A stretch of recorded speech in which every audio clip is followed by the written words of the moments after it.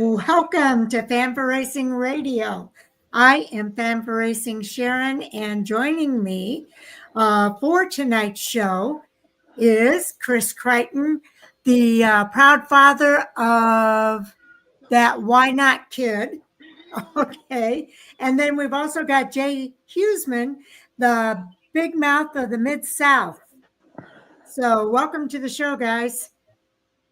All right. Glad Appreciate it. Yeah, absolutely. Now I get settled in. Man, that was a stressful 15 minutes. Yeah, well, we're trying to get it hooked up there. So hopefully everybody can hear us, and we're going live now. So I did put the hot topics over in our private chat, so you can check that out.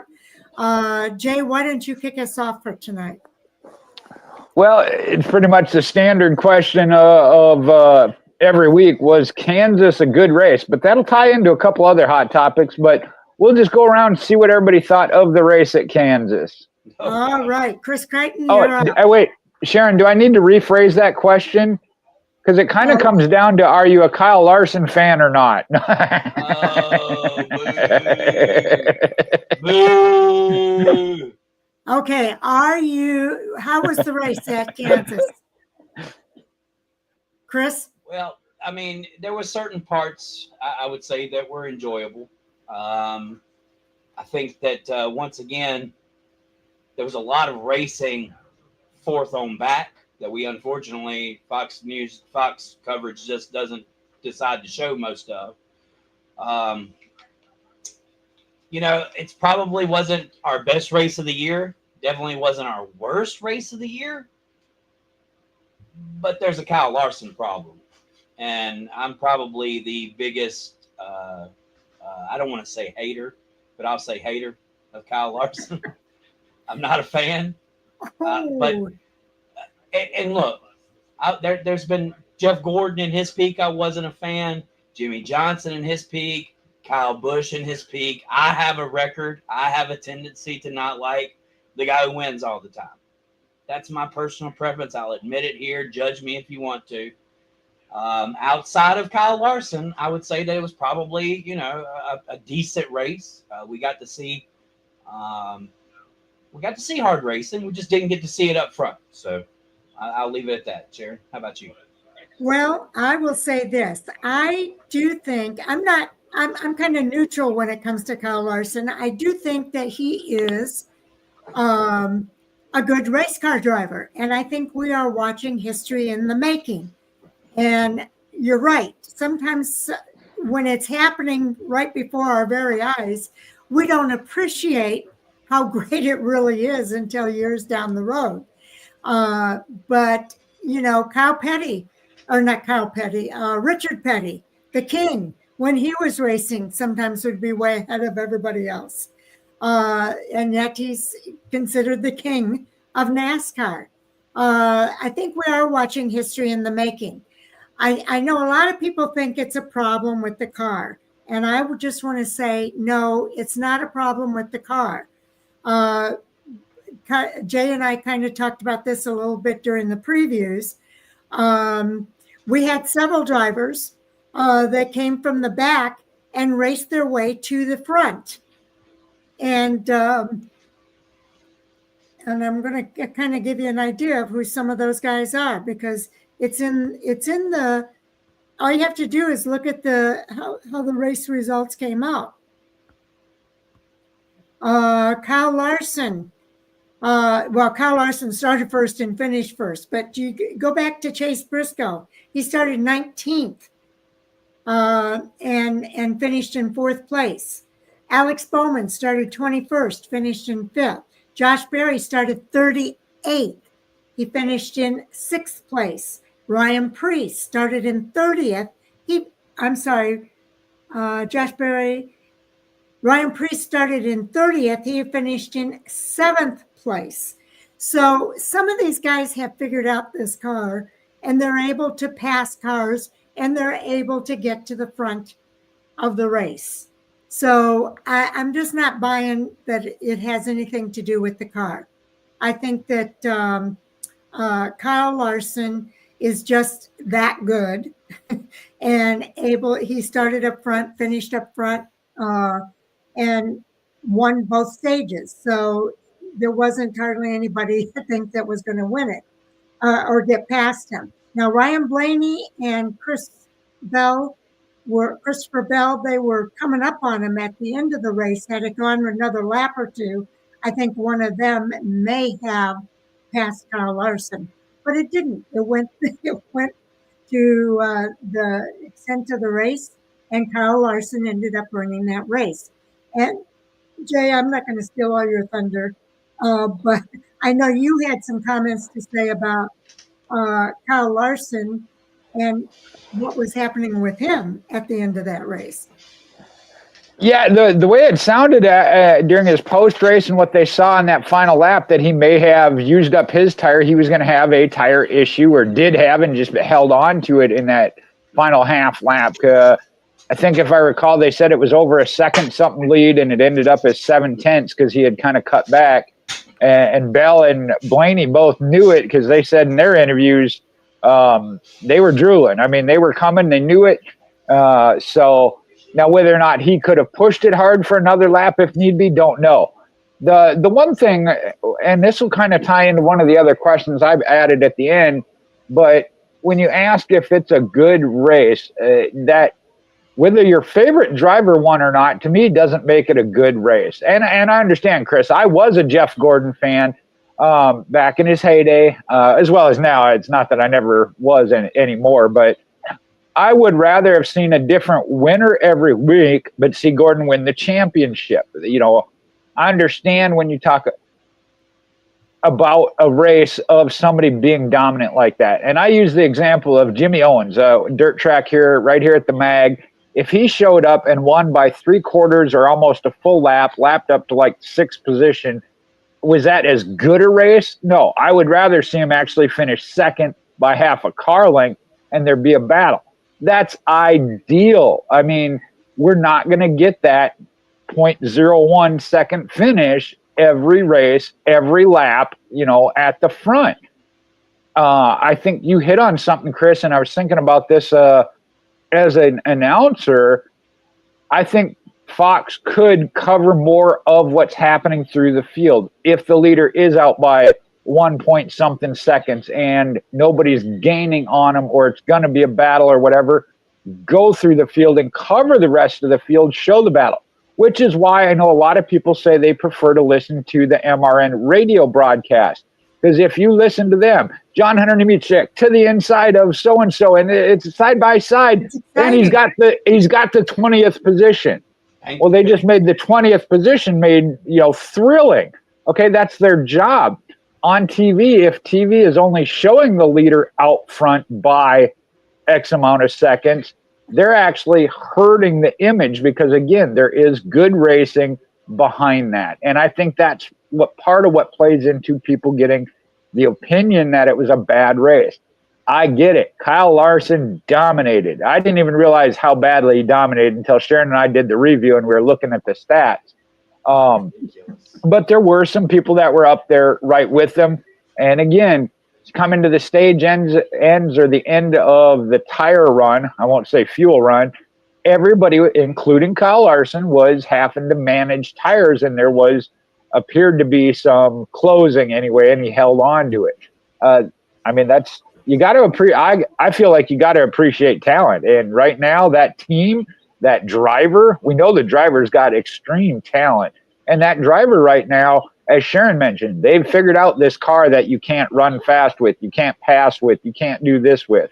They're doing it. So, and some other teams they wouldn't have to start from the back. Maybe they'd be able to run with him, but I'll pass it back around. I mean, I shared an interview to Sharon last week after the show that Darrell Waltrip was basically saying, if you're a 2.5 lead, 3-second lead all day long, then you're cheating. I'm not trying to point any fingers, but definitely Hendrick has something that others do not have right now. It's showing. Of course, Penske will find something, I believe, there come playoff time, and probably bag another championship. So, it's showing your cards right now. And, right now, Kyle Larson is on this media blitz. NASCAR is trying to get as much exposure out of Kyle Larson as possible because they believe that there's a relative fan base between IndyCar and NASCAR that don't necessarily coincide with each other. And Kyle Larson being the dirt track Jesus, it worked for dirt tracks. It's going to work for IndyCar as well. And I'm not saying that NASCAR is staging the wins or anything to that matter. I believe that Kyle Larson is a very talented race car driver. He doesn't need that to show off his expertise. But you take back to 20 years ago, we would have been hearing something from the manufacturers complaining about aero or complaining about this, complaining about that, needing more of this, need more downforce or less this.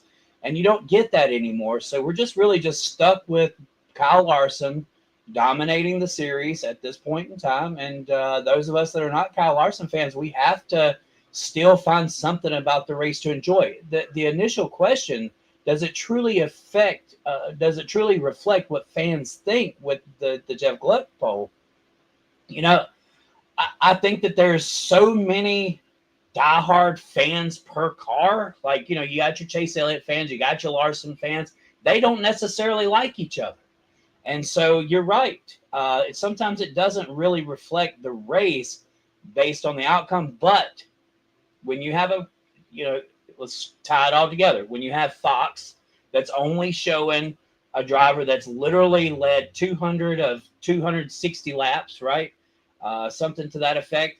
And basically the whole show, all they've done is put their camera on the 5 car. It doesn't leave the fans with much more to go off of. There was a Chase Elliott was giving Kyle Larson a run for the money. I had to find out on the Door Bumper Clear podcast today that what sent him back was a bad pit stop. Did you guys catch that? Yeah. In race? I did not catch that in race. So literally they must have covered it one time and then it was over and done with. And, those are the comers and goers. Look, you said a minute ago, I looked just then, Josh Berry started last and finished 6th. He started, 38th? Is that what I'm seeing on here? Yeah, 38th and finished 6th. So we had comers and goers all day long. Unfortunately, the broadcast by Fox is just missing it. And that will reflect more than just what the fans have when it comes to opinions on whether or not it was a good race. I'll pass it to you, Sharon. Okay. A couple of things here. Kyle Larson is a good race car driver. He wins in just about everything he gets into. So, and I have a belief, and I think it kind of bears itself out, that dirt racers tend to do better than asphalt racers overall, because they know how to slip and slide on the track, and they know how to, they learn that car control by being a dirt racer. Kyle Larson has that kind of a background, and I think it's helped him as far as learning this Gen 7 car. The Gen 7 car has been something that some people have struggled with. Drivers like a Kyle Busch and perhaps a Denny Hamlin, maybe not to the same degree.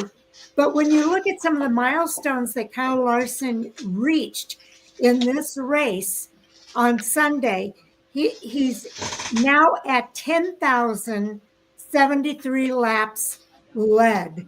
And that's behind only drivers like Kyle Busch at 19,440 and Denny Hamlin at 15,613. And those are the full-time active drivers right now. So that's significant. And I think that it's worthy of recognition. He swept the first and second stages. Larson has 8 stage wins this season, a record for the first 12 laps of a season. That's a record. Nobody else has ever done that before. Right. Kyle Larson is doing that. His stage sweep was the 14th of his career. Not many drivers can claim that. So Kyle Larson is doing a lot of things and breaking a lot of records. and we're watching that before our very eyes. People used to say the same thing about Kyle Busch when he was leading all the laps and winning the races. And probably they said that about the King, Richard Petty, when he was winning all the races. You brought up Jeff Gordon when he was racing. I do believe Jimmy Johnson when he was winning all the championships. I know, even myself, I felt Jimmy Johnson fatigue. I like Jimmy Johnson, but I didn't like watching him win and nobody else having a chance to win a championship. I wanted to see somebody else win that championship. I think that there's Kyle Larson fatigue. And it's already there for Kyle Larson. We want to see somebody else win. NASCAR brought in the Gen 7 car because they wanted to see a string of different winners. And we've had that for the last couple of years. We've seen a lot of different winners. What's happening now, though, is that Hendrick Motorsports has kind of figured this out. Kyle Larson in particular has figured it out. The other drivers haven't quite caught up to him yet. We've got a few that are on the heels, but they haven't quite figured it out yet. So as we go into the second half of the season, I'm hoping that we see other drivers that meet up with that challenge, that have figured it out and can give Kyle Larson and Hendrick Motorsports a run for their money. If you remember, it was William Byron winning earlier. Now it's Kyle Larson winning. Christopher Bell could be a contender. He's from Joe Gibbs Racing. I think Ryan Blaney could be a contender. He finally gave us a finish of third place. So we just have to see what happens in the second half of this season. There might be something to the fact that Kyle Larson maybe planned for this, knowing that he was leading up to the Indy 500 and his run in the Indy 500. And they kind of made the extra effort to see to it that he did get out front, that he did win these races. So that's good planning on their part. It's good promotion for the sport. So I can't fault it. I don't think that anybody is necessarily staging it or manipulating it in any way. I agree with you there, Chris. I just don't think that anybody's manipulating anything there. But I think that maybe they put a good plan together. But I think we need to, I also want to say that I think that we need to appreciate history in the making when we see it. We don't always do that. And there's a track record for that. But there is history in the making. Jay? Well, and I know we had Chris had hit on the Jeff Gluck poll, and we had that as a separate topic, as well as in how do we fix it, or do we try and fix it? I'm going to try and leave those, just going back to it being a good race. I do think, Chris, that you got a point, as I said, as a broadcaster, how it's presented. One thing I look at when it comes to that and I go back to the days of Dale Earnhardt Jr. and Danica Patrick. Okay, NASCAR wants to capitalize on what they see the trend or the fan base, and as a whole, whether it be to try and draw in the Indy crossover dirt trackers or whatever, they're focused on Kyle Larson. So there is a purpose to that. But what bothered me was back between those two, Dale Jr. and Danica Patrick, was when they would cover them running 30th and not having a good day. I had a severe problem with that.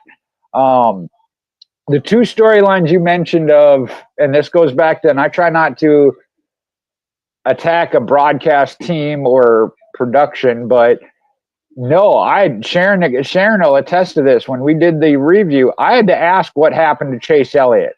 I did not hear that during the broadcast. However, I did hear about Josh Berry and him coming from the back twice. So that one they apparently did explain or talk about more so than, I had no idea. I knew Chase Elliott had faded and wasn't up there in the top 10 anymore, but how far back he had fallen and where, no, I did not get that coverage, which to me seems odd, being that he is the current NASCAR's most popular driver. So maybe they swung the pendulum too far. Oh, he didn't do good, we don't want to harp on him. But that was a storyline of the race, not just covering him because he's most popular and where he is and having a bad day or 30th. I really feel like in the past they've done it where it's like, yeah, Dale Jr.'s in the garage. He's been there for 30 laps. Okay. Again, that no longer applies to the race because he's not out there. But to not cover it either blew me away because, like I said, you're right. I hadn't heard that. So I think there are some things that could be done to cover the entire race and help fans see that there is good racing going on. It is not up front for the lead, and we're going to get that thousandths of a second photo finish, which there again, I feel like that's what fans want or demand. If not, it's not a good race if they don't get it each and every week. Sometimes you have a runaway win or a blowout when it comes to another sport. The one thing, and again, this is my opinion of looking at it, I go back to football with the New England Patriots, and I talked to Chris about this a couple of weeks ago with the 18-0 New England Patriots. I wanted to see them lose. I am a Dallas Cowboys fan, so the Giants are a rival in our division, but I was the biggest New York Giants fan and watched that Super Bowl with all intensity to see somebody beat them.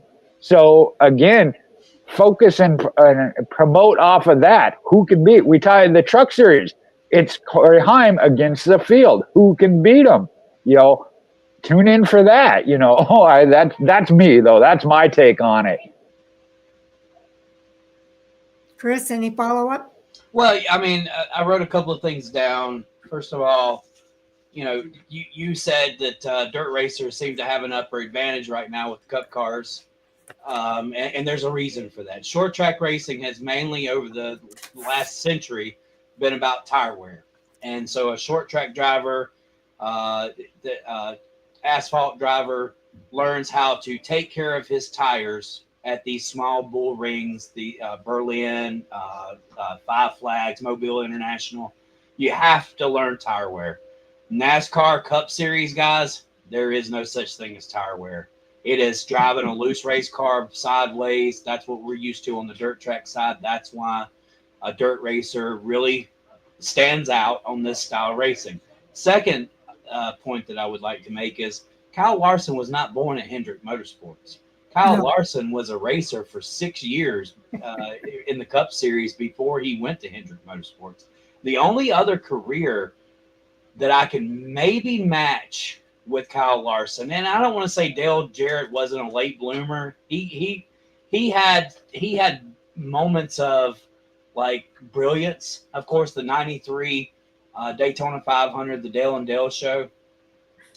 But back then, I think to get to the top was a lot more different than, say, the last 25 years. Ed Gordon, a perfect example.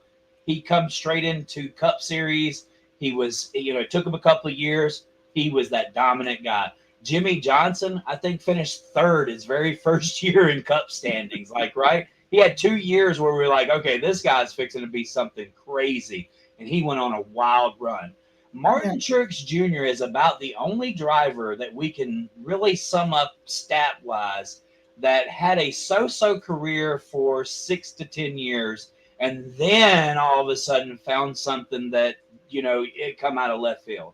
Kyle Larson is taking advantage of being at Hendrick Motorsports. He is the number one car at Hendrick. And the one thing that's reigned true since 1995 is, and that was the year that Gordon won his first championship.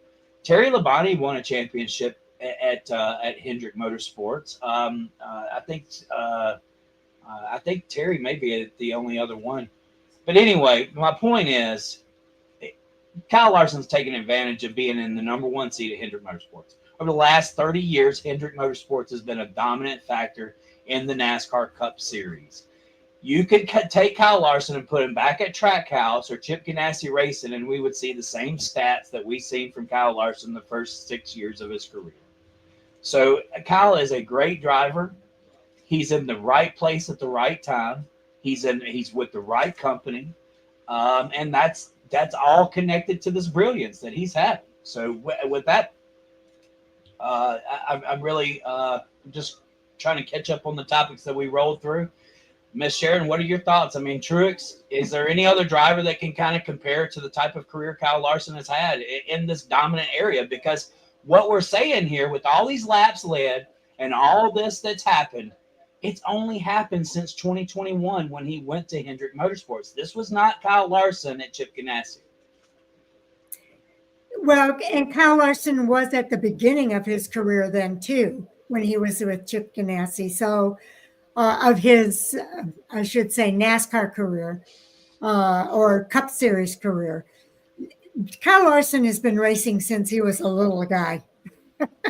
And I often tell the story of his mom saying, she asked him one time, why do you always start at the back of the race? Why don't you want to start up at the front? And he said, because I like passing all the cars. Kyle Larson loves the competition of the race. Now, he didn't do that at Kansas Speedway. He started up front and finished up front. But Kyle Larson is in good equipment. You can't blame him for that. He is a great racer. He's earned his way to be as good of a racer as he is. He's racing, I think you said tonight, Jay, at Kokomo. He's out on the racetrack racing. So he is racing all of the time. I remember trying to get him on our radio show way back when, and it was tough to do because he was racing every night of the week. So Kyle Larson has that muscle memory, if you want to call it that, of he knows how to race a race car. He knows what to do in every situation that can happen in a race car. And like I say, I just think that we are getting history right before our eyes. I'm hoping that in the second half of this season, it's a matter of time before people catch up and learn with whatever it is that Hendrick has figured out. There are cars that are already on the verge of learning and figuring it out. So I'm hoping in the second half of the season, we see some other race car drivers that kind of rise to the occasion and we get more competition again. What's ironic about all of this is the whole idea of the Gen 7 car was to equal the playing field again so that we could see different race car drivers win these races. And we have seen different ones race, but and win. We're on the 1.5 mile tracks right now, and that seems to be where Hendrick Motorsports is excelling. So we just have to wait and see how this plays out. But it doesn't mean that there isn't good race car racing happening. NASCAR is an evolution. It's an evolution for these drivers with this next-gen car. They are going to figure it out, and more drivers will figure it out as time goes on. And NASCAR will get what they're looking for with the equal playing field again. Jay, your final comments? Yeah, well, and you were kind of alluding to it, and I thought you were going to start hitting on it already. The cream rises to the top. Yes, the next-gen car, Gen 7 car, did equal the playing field, but Hendrick Motorsports, being one of the top organization over 30 years, as Chris pointed out, is going to rise to the top, and we see it. They have 4 cars in the top 8 now, as Bowman has moved up. There's a couple of drivers that obviously not the success that Martin Truex had, but Alex Bowman being one of them. Ross Chastain, when they were running in these other cars, we know where that team was at. So even a top 10 finish for that showed they had the driver talent to work with not the best of equipment. What happens when you put them in the best equipment? With Chip Ganassi Racing, Larson was winning occasionally, having good runs fairly regularly, but also as a driver at that point, didn't have the maturity to accept if it was a 5th place car, take a 5th place. And I mentioned that earlier. He has been known to take a 5th place car and turn it into a 35th place car because he tries too hard. He doesn't check up just that half bit. So I think what's dangerous, I said it earlier in the previews, is Kyle Larson has learned how to handle that and then even make a fifth place car a winning car because he manages it as well. So I think that competition's in for a rough ride if you're not. The one thing I look at too then of when you look at other sports, and I think Denny Hamlin, I didn't listen to the podcast. I saw something on X about it though. Denny Hamlin admitted it. We got to catch up. We got to get our stuff together. They've got it figured out. We need to figure it out. And Joe Gibbs Racing is another one that has. One thing, though, when you're comparing Jeff Gordon to Jimmy Johnson, you're not just talking about weekly race wins or domination. You're talking about championships. And we aren't seeing that anymore. Kyle Larson has one championship. If anything, right now, it's Penske's that are hogging the championships, whether that be because of the track at Phoenix, and that's going to be taken care of, I guess, if you will, since they changed the system. But they manage and they know it's a playoffs. That's what's important, and they work to progressing and hitting the peak at that time. We've seen this from some other drivers. Kevin Harvick, William Byron is one of them.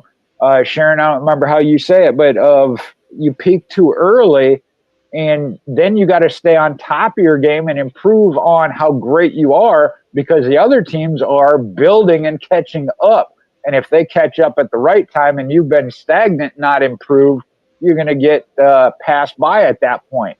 And I think that's kind of what Penske has done is, hey, we'll be right when the time is right. And championship time is the right time. Yeah, people are learning now. Okay, Chris, what's our next hot topic? Well, let's stay with what we're doing, right? Should NASCAR do anything about Hendrick Motorsports' dominance? Well, in my estimation, no. I think that those kind of things go in waves for all the reasons that Jay just talked about. They've got it figured out quicker than everybody else, but people are going to catch up. We see it happen all the time in NASCAR. So when people catch up, somebody else is going to go to the forefront and they will have figured out something that Hendrick didn't. And so it goes. We've seen times when Hendrick was not the dominant team, that they were in the catch-up mode. So it's just a matter of time. I think that for all the reasons that Jay mentioned, these guys are going to catch up. And it's the ones that peak at the right time that are going to win the championships. And I think NASCAR knows this. They've been doing this since 1948, and they know that these things go in waves. And so how would they monitor it? That would be the question that I have. What would you do? Would you tell the team you can't win anymore? We're going to do something to slow you down so that you can let other people win. And that's not the true spirit of racing. That's not the true spirit of competition.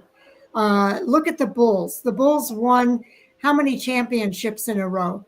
And as a Chicago person, I had fun watching them during those years. And in fact, they ruined basketball for me because after that team disbanded, I had a hard time watching basketball anymore because they just weren't doing what Michael Jordan and Scottie Pippen and the whole Bulls team was doing.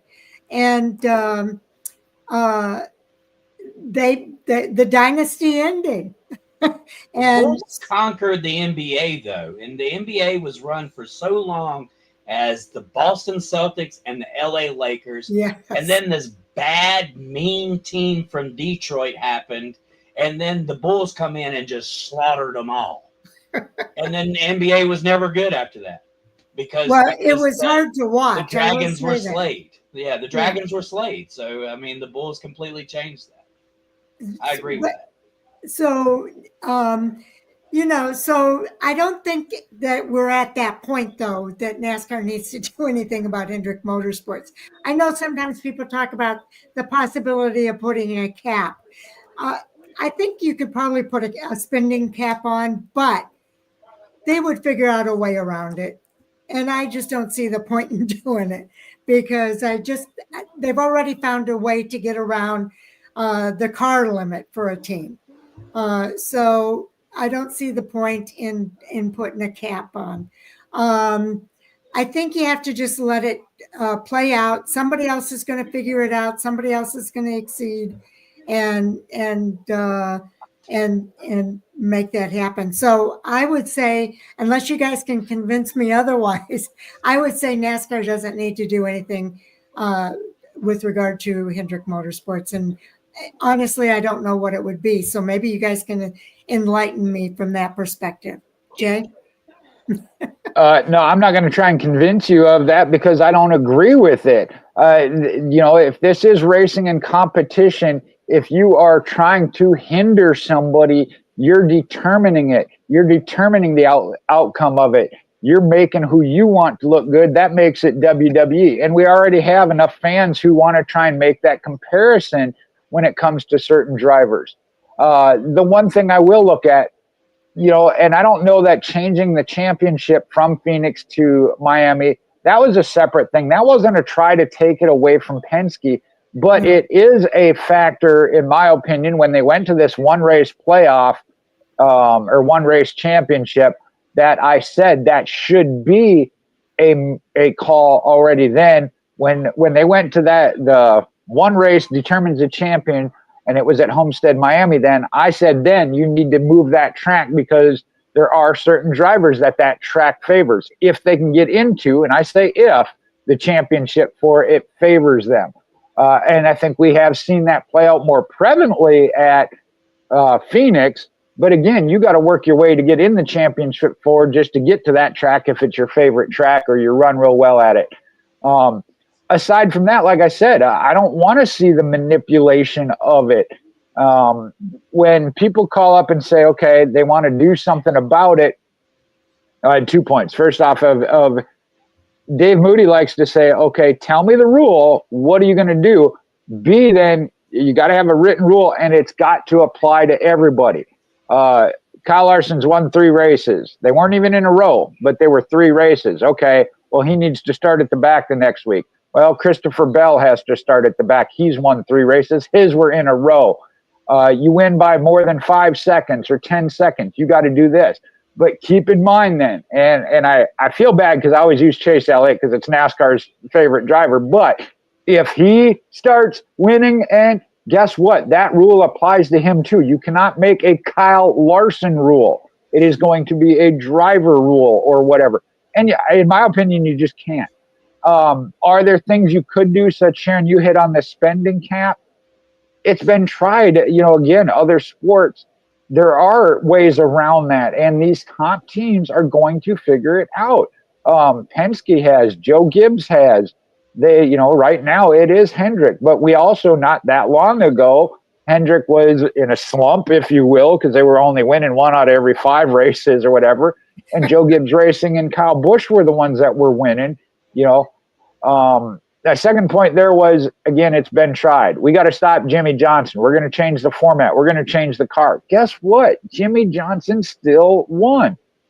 And one thing I wanted to add there, tying it back into the last one, there is driver talent, but it is also the team, the pit crew, and that team development of the pairing of crew chief and driver. Jeff Gordon and Ray Everham. What do you have if you don't have Ray Everham with him? Jimmy Johnson and Chad Knaus. What do you have if you don't have Chad Knaus with Jimmy Johnson? And we saw that, granted, it was at the tail end of their career, but neither one was the same without the other one. What are the Bulls, Michael Jordan, without Scottie Pippen? That's, so again, it's a whole team package. And if Hendrick put it together, or Joe Gibbs, and I'm trying, Team Penske, when they did the crew chief change up, Joey Logano losing Todd Gordon, again, they're going to figure it out. Joey Logano's back to winning, and going for and winning championships. So they're going to figure it out. And again, I don't feel you should be interfering. You should be encouraging these other teams to be like, hey, you want to quit getting your butt whooped? Fix your car. And I know you've heard that at the dirt track, Chris. Go and work on your car and can bring it back faster. Right. Okay, Chris? And as I said before, in years past, maybe the generation before this one, NASCAR had an aero package, and teams about mid-season would sandbag, or they would allow another team to jump out front, and then they would start the bandwagon. Ford would say, I need a little bit more on my nose, I need a little bit more downforce. We don't see that anymore because aero has supposedly been kicked out. NASCAR is no longer in a position to be able to go in and change or manipulate the styles of the cars, because they're basically a Lego set car. All right. The NASCAR doesn't have the ability to step in anymore, but Chevy does. Okay. And what I mean by that is Hendrick Motorsports has 4 charters, right? Joe Gibbs is the only other organization with 4 charters. That 4th charter is worth $40 million coming into that organization. Do you know what $40 million can buy? Some darn good engineers. That's an extra $40 million coming into an organization that can buy the best engineers out there. So who steps up and says something? Look at the gap between Hendrick Motorsports and the second Chevy teams: Spire, Trackhouse, Richard Childress Racing. Those are the guys where Chevy has to step in and say, whatever you got going on over there, Mr. Hendrick, it's making us look real good. But in order to keep this thing solid and keep these other teams happy, because they're getting our support too, they need to know what you're doing. And they need a little bit of that, because this is a Chevy team in whole, right? And we're at a point now where manufacturers are more important than they have ever been. And we see that at these restrictor plate super speedway races. There's a lot of information being shared amongst manufacturers. So NASCAR doesn't have the ability anymore, I believe, to step in and give a little bit of something here, or take a little bit of downforce, or change the front splitter, because these cars are cookie cutter cars. You can't change one without changing the others. Now, what they do get away with is the front nose, right? They get to design their front nose. Does Chevy maybe have an advantage with the front nose? The only team that would even show that right now is Hendrick, because you look at the other Chevy teams, none of them are as dominant as 4 Hendrick cars being in the top 8 in the standings. That in itself, case closed. There's something that team has that nobody else does. And if I'm Chevy, I'm screaming in a big microphone saying, hey, you need to share that information down here. And I'm going to tell you guys, Hendrick did not have this advantage until they come up with the Garage 56 car. And we all kind of wondered if that was going to maybe give them an inside advantage, a little bit more testing, a little bit more aero development, testing some pieces. And what we seen was reports that basically NASCAR went to teams and for the All-Star race pitched an idea of run what you brung. Be innovative. We'll allow, and what do the teams say? No, we don't want to do that, because it would have costed so much more money to the teams to have had I think Denny Hamlin said in his podcast that Toyota would have spent an extra $2 million to try to throw whatever they could into this car to do that. So NASCAR did try to do something. The team said, no, we don't want that. And that was a smart move by most of the other teams, because they know that in this situation, given teams the idea to show up to a racetrack and run what you brung, that's that innovative concept that you don't want to see Hendrick get a hold of or Penske get a hold of, because they'll be whooping your tail for the rest of the year, and it'll take you years to catch up to the innovations that they can manipulate and hide. Look, we know for years that Hendrick had little keys to the game or whatever. I sat next to a guy at a bar. I promise you, he was a car hauler for Jimmy Johnson, and he told me, and my son was born in 2008, so it had to have been 2007. He told me that the front windshields on these cars sucked in, and it gave them an aero advantage that none of the other cars had. That was 2007. So Jimmy Johnson was at his stride. He didn't probably need that to be the super competitive Jimmy Johnson that we know. But there's always in racing, teams are going to push that. They're going to come up with these little tricks of the trade that work. And, as I said, Chevy's going to have to be the one to step in and say, we need some help down here. You're hogging up all the attention. Whatever you're doing, share your notes with us. And I think that the love will be passed. And trust me, some engineer that works for Hendrick this year, he's going to work for Penske next year. So some of those little notes and all are going to be spread throughout the garage as time goes on anyway. Sharon? Yeah, I'm just trying to think if I've got anything more to say. I just think that Hendrick Motorsports is where it's at. I really don't have anything more to say, to tell you the truth. Jay? Interesting. Well, and Chris, you talked about that. There are, and I can't think of the term, non-disclosure of you have certain rights, things you can't carry with from team to team. But Larry McReynolds talks about it. If you have it in your head, that's intellectual property, if you will. There's been some legal battles over that. And I think that was in IndyCar where there was actually a lawsuit over that. But you're right, guys could, but not all the things apply from one manufacturer to the other. And in this day and age with the SMT data, I mean, they can follow that ghost line, see your throttle time. And, ones, especially when it came to Phoenix, what they called the Kevin Harvick line. Everybody could see where he was running, how he was running the throttle, and they tried to do it. That's where the talent of the driver comes in. You cannot duplicate what Kyle Larson does. Kyle Larson will put it up on the wall and run an inch off the wall. You can't duplicate that. He can get the car turned 45 or more degrees sideways and straighten it out. You can't duplicate that. That's where the driver's side of it comes in. You are right about Hendrick, and that's why they've been managed to stay on top. Call it innovative, call it whatever you want.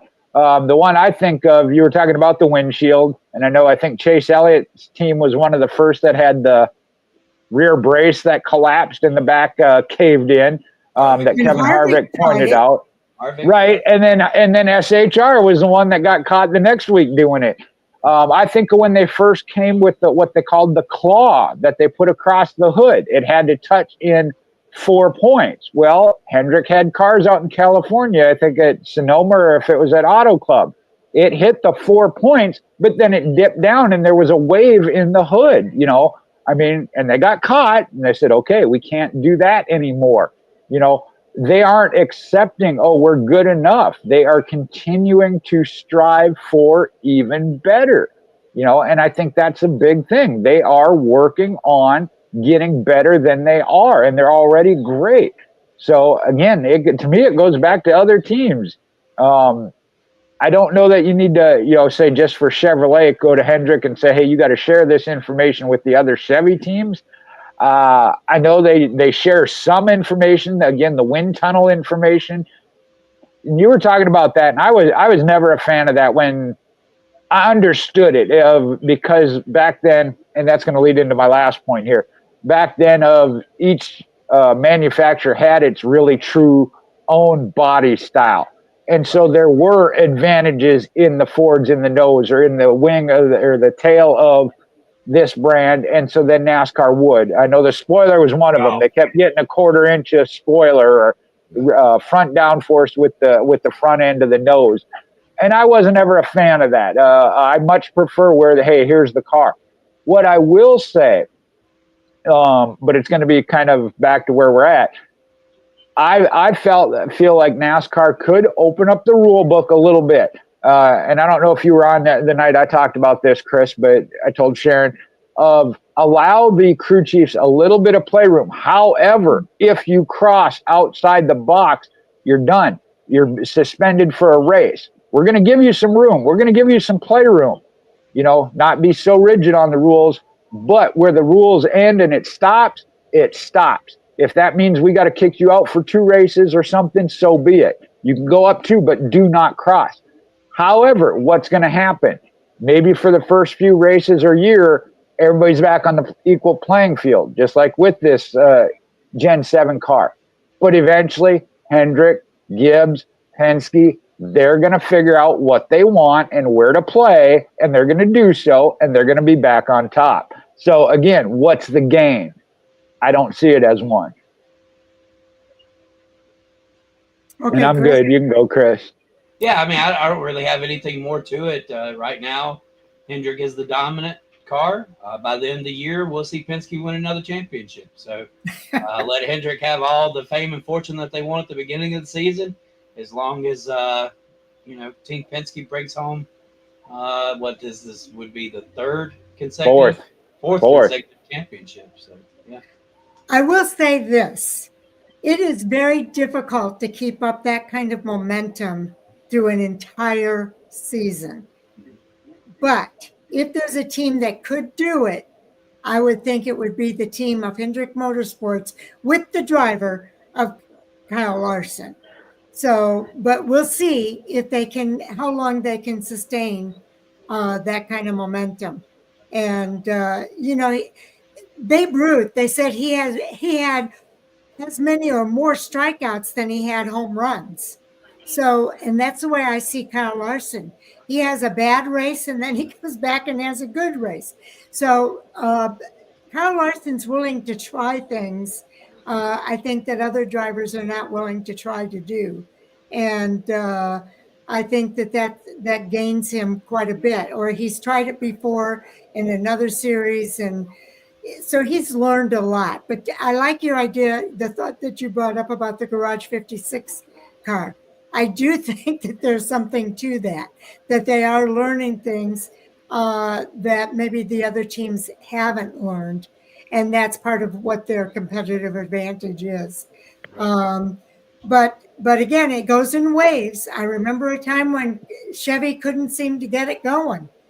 and it took them a while to figure out the Camaro. Remember the Camaro when it first came in? They could not get that thing to run the way they wanted it to run at all. But they figured it out eventually, and they were running up front again. So it just goes in cycles. We'll see how long this lasts. I do think that other teams will catch up with them, because I think we are seeing other teams do it. But to go back to the original question, should NASCAR intervene and do something about Hendrick Motorsports? I say absolutely not. I say Chase Elliott just gets in the 5 car. make them switch, man. Because it's got to kill Chase Elliott. It does. Like, this guy was brought into Hendrick. He was the the next Jeff Gordon, the next Jimmy Johnson, and all was going good until they signed Kyle Larson. And since then, Chase Elliott's been the number 3 guy at Hendrick Motorsports. I don't think it's going to matter, though, where you put Kyle Larson. Go ahead. Well, and part of that, too, though, is the Gen 7 car. If you look at the statistics with that, Chase Elliott is one of those that is getting better now of learning how to drive this next gen car. And I don't know if he's been as vocal of admitting it, but like Kyle Busch has, Denny Hamlin has, and I think Chase Elliott is also falling under that category. But there again, he's adapting to the car. He's evolving as a driver, with the help of probably his teammate. Be like, hey, what are you doing? Let me see what you're doing. There you do within the organization have that, hey, let me see what notes you got. But again, you can give a car, take the entire setup and notes or whatever that Kyle Larson and his team have, give it to Colleague Racing or Richard Childress. If they just don't have that same, I'm not even going to put a name there, driver and whatever, because each driver likes something a little bit different. Ross Chastain just talked about that with Colleague Racing. The car wasn't to my liking. You could have put somebody else in that car and they might have been able to run it and run good with it, because that's what they like of that. And we've seen that amongst some teammates of, hey, we wanted to try this. It just didn't work for our driver and our team. So true. Okay, are we ready to move on to another topic? Sure. Okay, just keeping on this same wavelength, I guess. Let's talk about the Cup Series teams on the upswing. I think we've kind of covered that, but also those that are on the downswing. Jay? Oh, man. It's individual teams. It's not organizations. Because I got to start with Roush Fenway Keselowski. We got Ryan Preece. We've talked about him and how he's doing. We've seen Chris Buescher, not as good as what we've seen in the past, but Brad just man. Then you go over to RCR. Kyle Busch is having that type of season. Right now, it seems like it just in the last couple of weeks. AJ Allmendinger from Colleague Racing. I know there's some things in it all feeds off of, and they have a name for it. One Team or something. Welcome North Carolina. His colleague is partnered with Richard Childress Racing. That's one of those of you got to be careful what you ask for. Be like, hey, let's work together. Well, if one's going in a bad direction and you're leading others, I mean, that can be a detriment as well from that, which is why I think you got to be willing to try and do some things on your own. I'm not against teams working together, but again, understand not one size fits all works for everybody. So you need to adapt things that work for AJ Allmendinger, adapt things that work for Kyle Busch. And Kyle Busch is trying. Again, Kyle is one of those of just everything and anything that goes wrong or could happen or he could be involved in, it seems like he is. Those are the top two that stand out in my mind. And maybe it is because they are previous winners that we're used to seeing win. And I think about just Brad Keselowski. I mean, to come over to Roush Fenway, kind of turn that organization around, but not his own team. And I know we talked about that, and maybe he is sacrificing his own car and team for the betterment of the organization and the other two. I don't know about that, and I hope that's not the case. I know you talked about Chase Elliott and Kyle Larson. Chase Elliott was top dog. I think back, Jeff Gordon was top dog, and he said, hey, bring Jimmy in, I'll help him.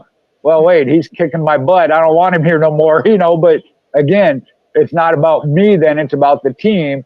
And Gordon's team said, hey, we got to get better. They had a couple of run-ins, if you will, and some frustration, but they worked together as a team, as an organization as well. On the Cup side, again, the other one right now of promise I see that we haven't really talked about, too, is Spire Motorsports. Not fully there. Again, it's those flashes of good runs. Just don't see it consistently yet. What we see in consistency is, to me, Legacy Motor Club. Unfortunately, Eric Jones had an issue this weekend, but John Hunter Nemechek got himself a top 10. Yeah, so I see those two on the uprise of maybe that next organization that starts getting in there and winning races, mixing it up, and maybe becoming a top organization. However, I think if you're going to do that, you shouldn't have fired or mutually parted ways with Rodney Childers. And I'm going to leave that alone. Next, Chris, go ahead. Yeah, well, I was looking over our updated power rankings by Taz Taylor, a good friend of mine that is part of my show, Race Chat Live.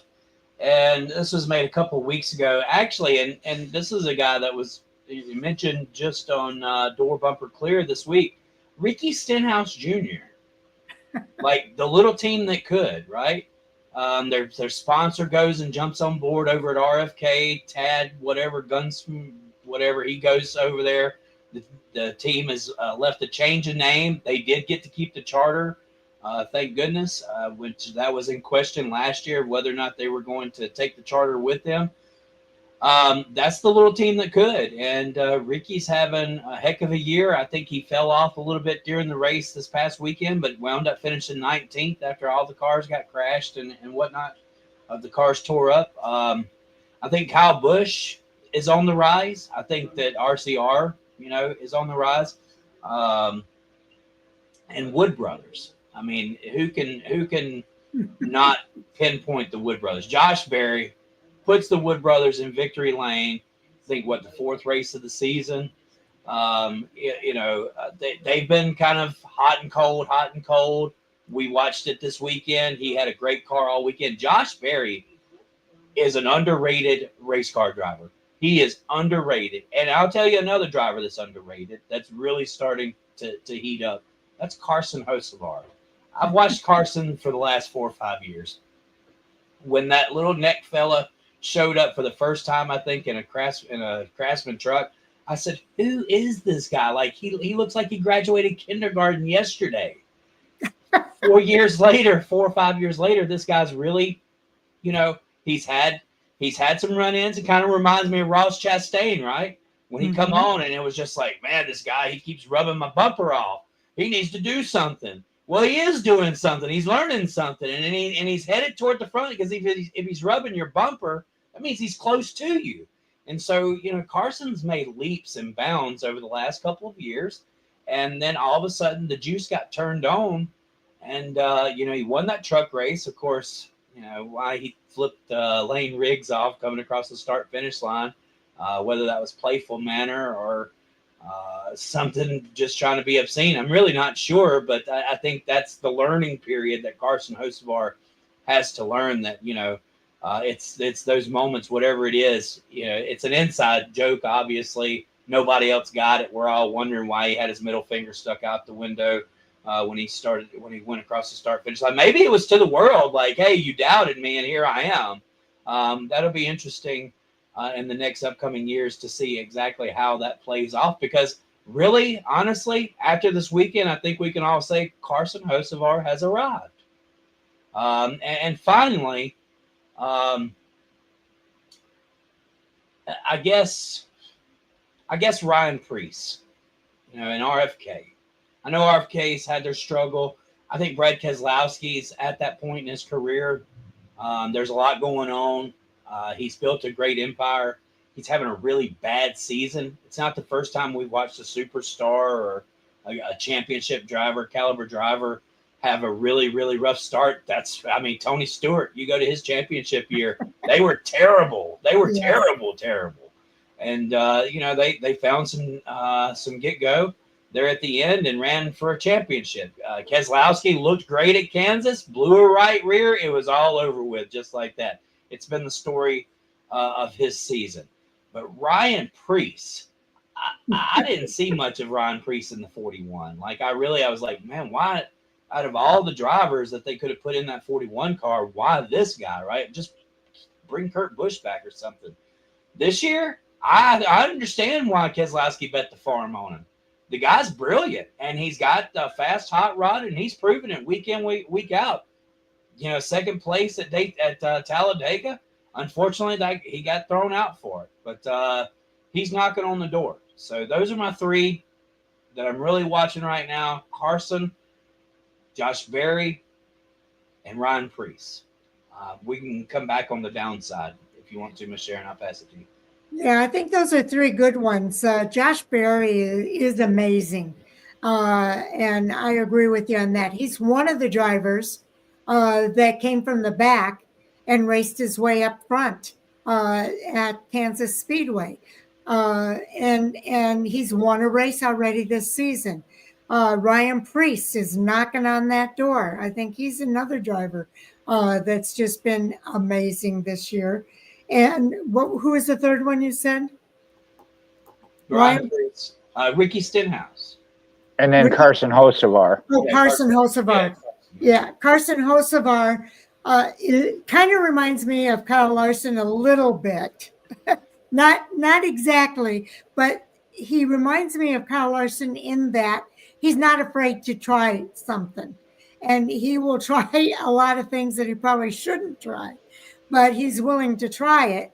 And sometimes it gets him somewhere, sometimes it gets him in trouble. So he just needs to learn how to temper that.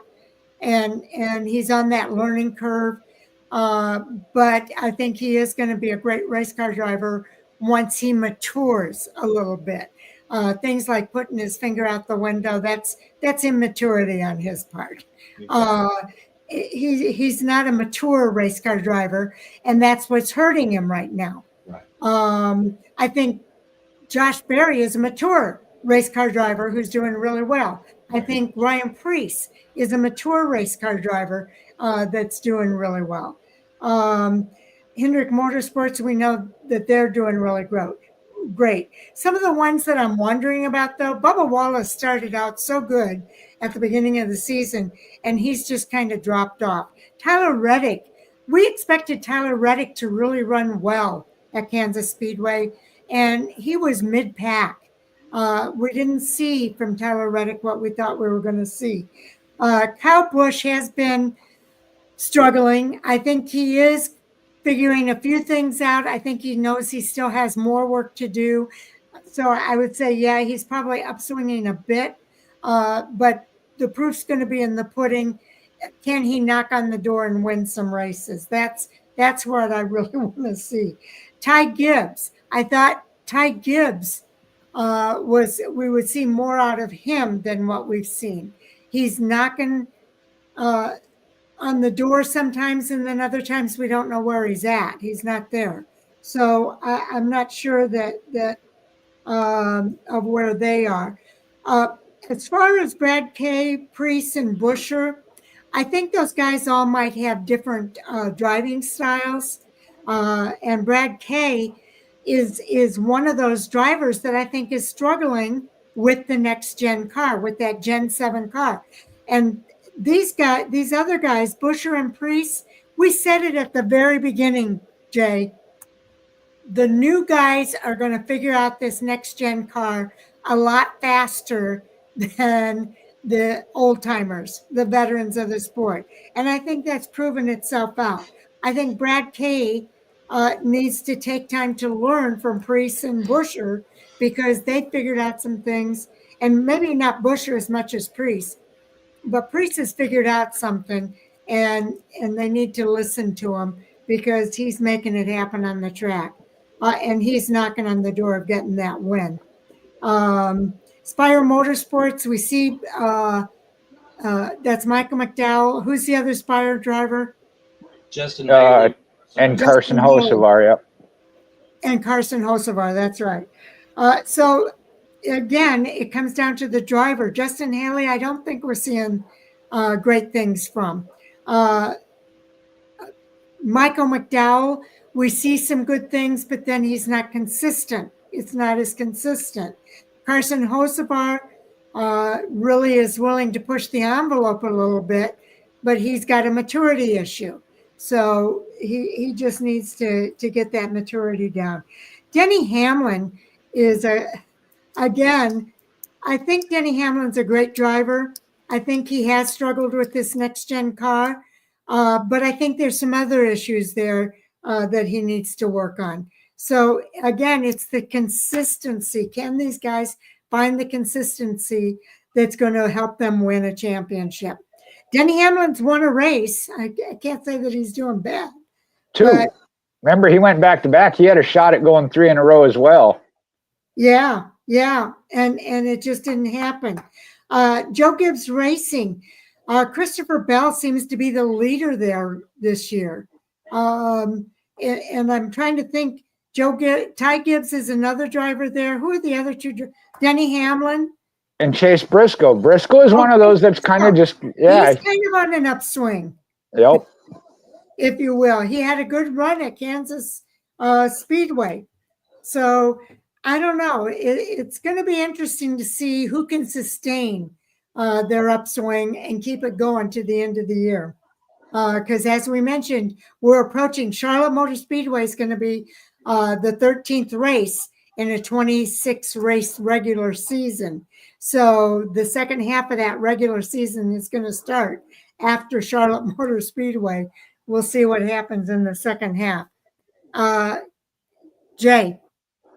Well, y'all hit on some really good ones. The one thing that I would use to kind of tie it all together, and we've talked about this before, is the multi-car team the way to go?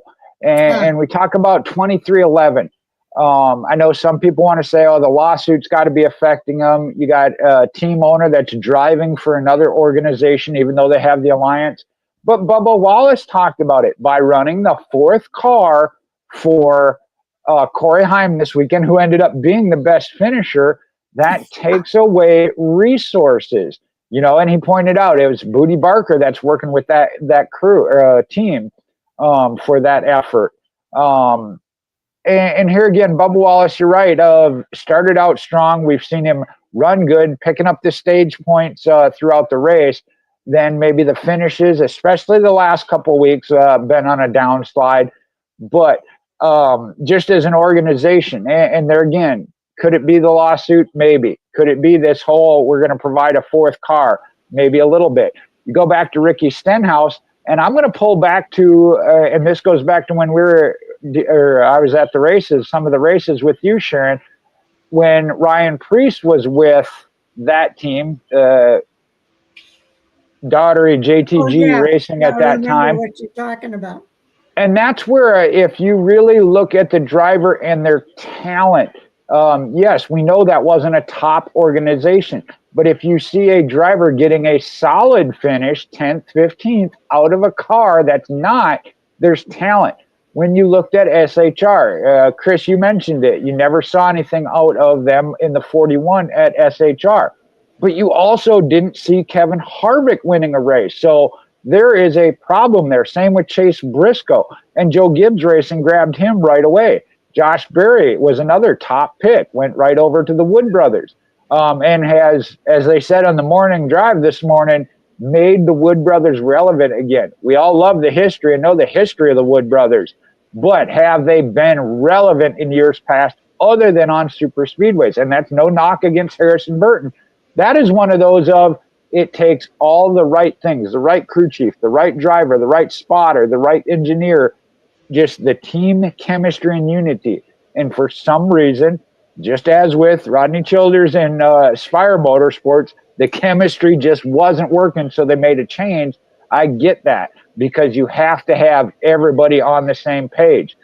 We talked about that. It is a team sport. Did Kyle Larson really whoop people this weekend, or did other people make mistakes and make him look even better by failing to do their own thing? There is some to that. So, but yeah, Bubba Wallace is one. You guys hit on Ryan Preece, Josh Berry, and the others. The only other couple that I would say, again, right now, John Hunter Nemechek with Legacy Motor Club, if they can continue to make those strides forward. And then unfortunately, and I hate to say it because they're the other one involved in the lawsuit, is Front Row Motorsports.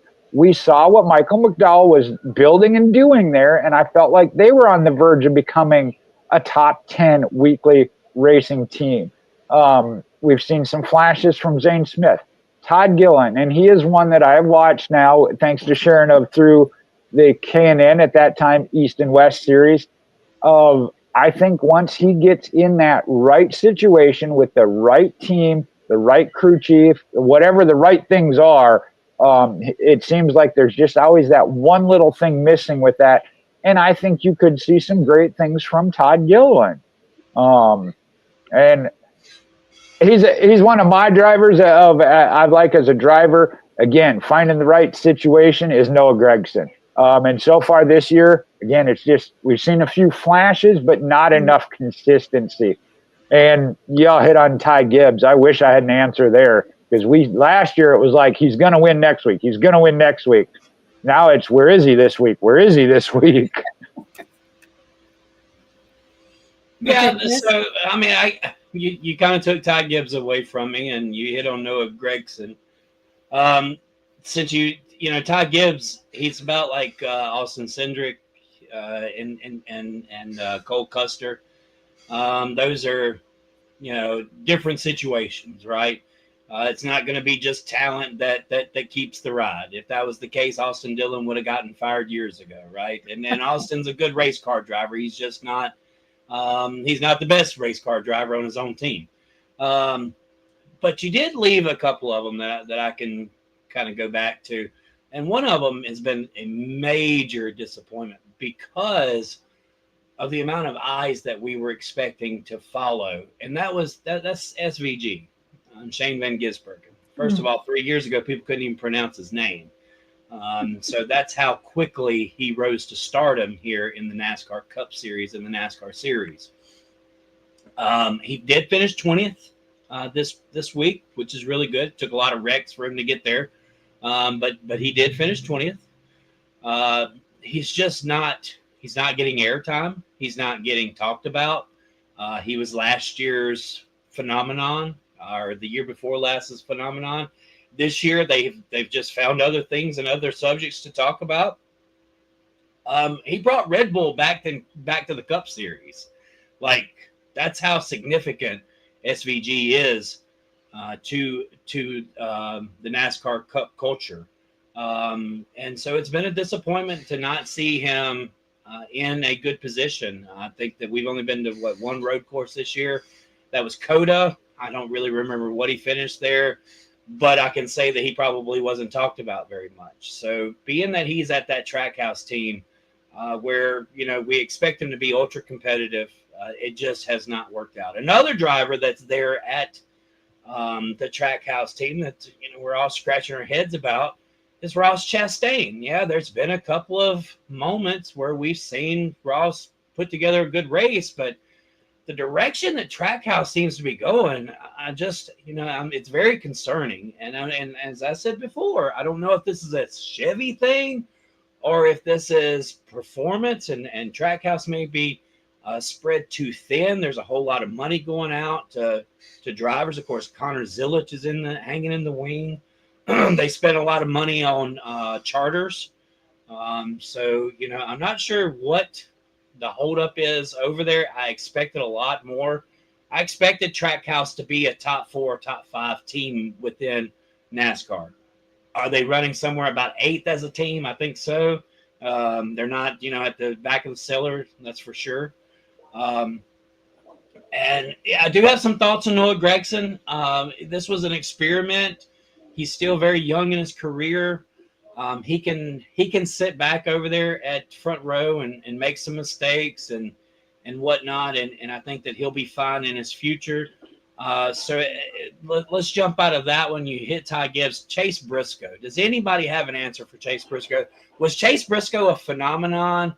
Did we just have a good dream one year that Chase Briscoe was going to be this talented, awesome race car driver, and then it just never come to, or we woke up and realized that he's just an average race car driver?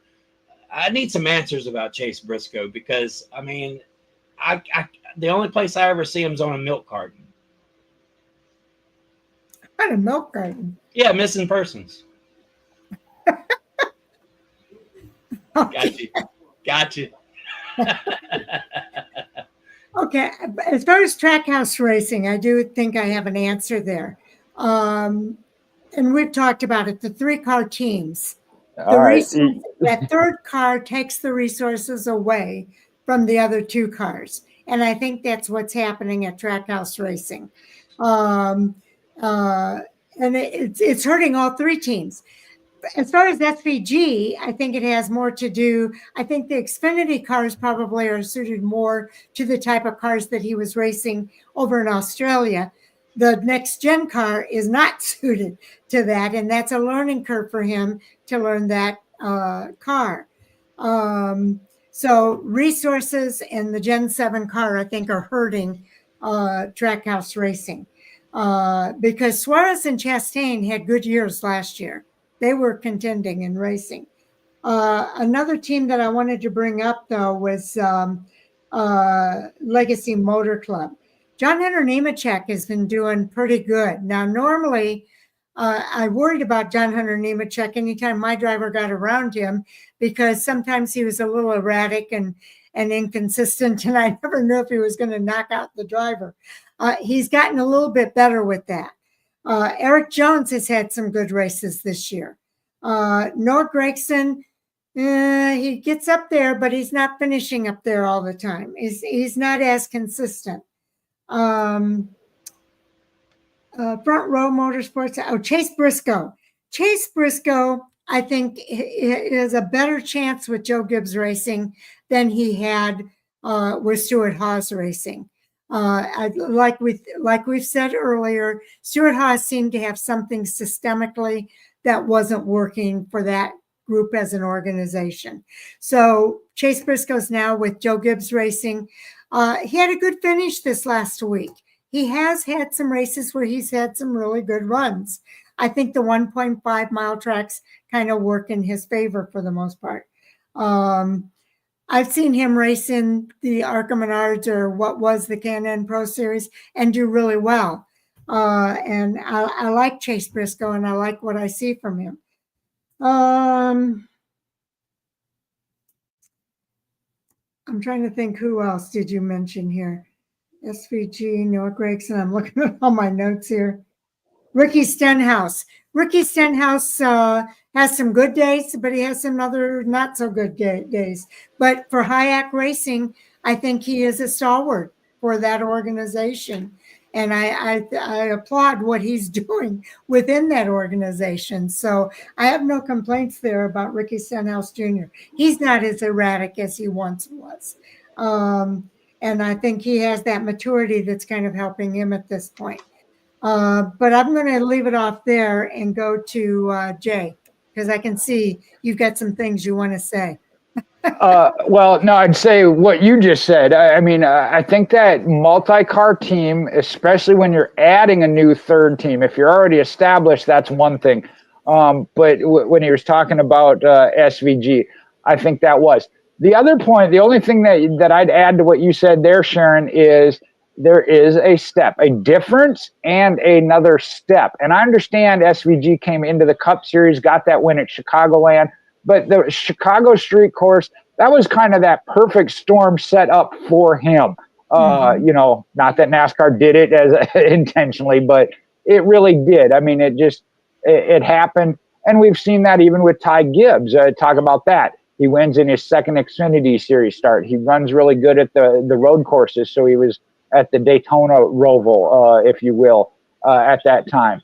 But taking that next step and being competitive at the Cup Series level, you know, takes a lot, and it is a change. And we saw that even for Chase Elliott. And I bring him up because Kevin Harvick pointed it out on the pre-race show 2 weeks ago of, well, where's Chase Elliott? He is fourth in points. He is not having a bad year. However, he doesn't have wins. He's running top 10, maybe top 15. He finished 15th this past weekend. That'll only get you so far. So several of the ones we've mentioned, Bubba Wallace right now, 10th in points. Again, does have some stage wins, so it's been up front. Ross Chastain's in 11th, Chris Buescher in 12th, Chase Briscoe in 13th. We're not hearing about them because they're not up front battling for the win or getting those top fives week in and week out, but they're right there in points because they're consistent, just flying under the radar. However, for the championship, you got to step up and take that next step. Be winning races and racking up these stage playoff points because that's what's going to keep you in the playoffs. Even just getting the one win race, and I'll use Alex Bowman, unfortunately, as my example here, winning one race per year, getting into the playoffs, that'll get you attention, but it's not enough. And that's where Kevin Harvick was saying he feels Chase Elliott's kind of at. And he hasn't even gotten the wins, but is right there in the playoffs, but not winning. And that's what it's all about, you know, when it comes down to it. So I think they all kind of fall in that group. And then I'd have to agree. I think it kind of ties into that multi-car team or spreading your resources too thin. I don't have anything to add to what you said there, Jay. I do have one more. You know, I've won a lot of hot takes.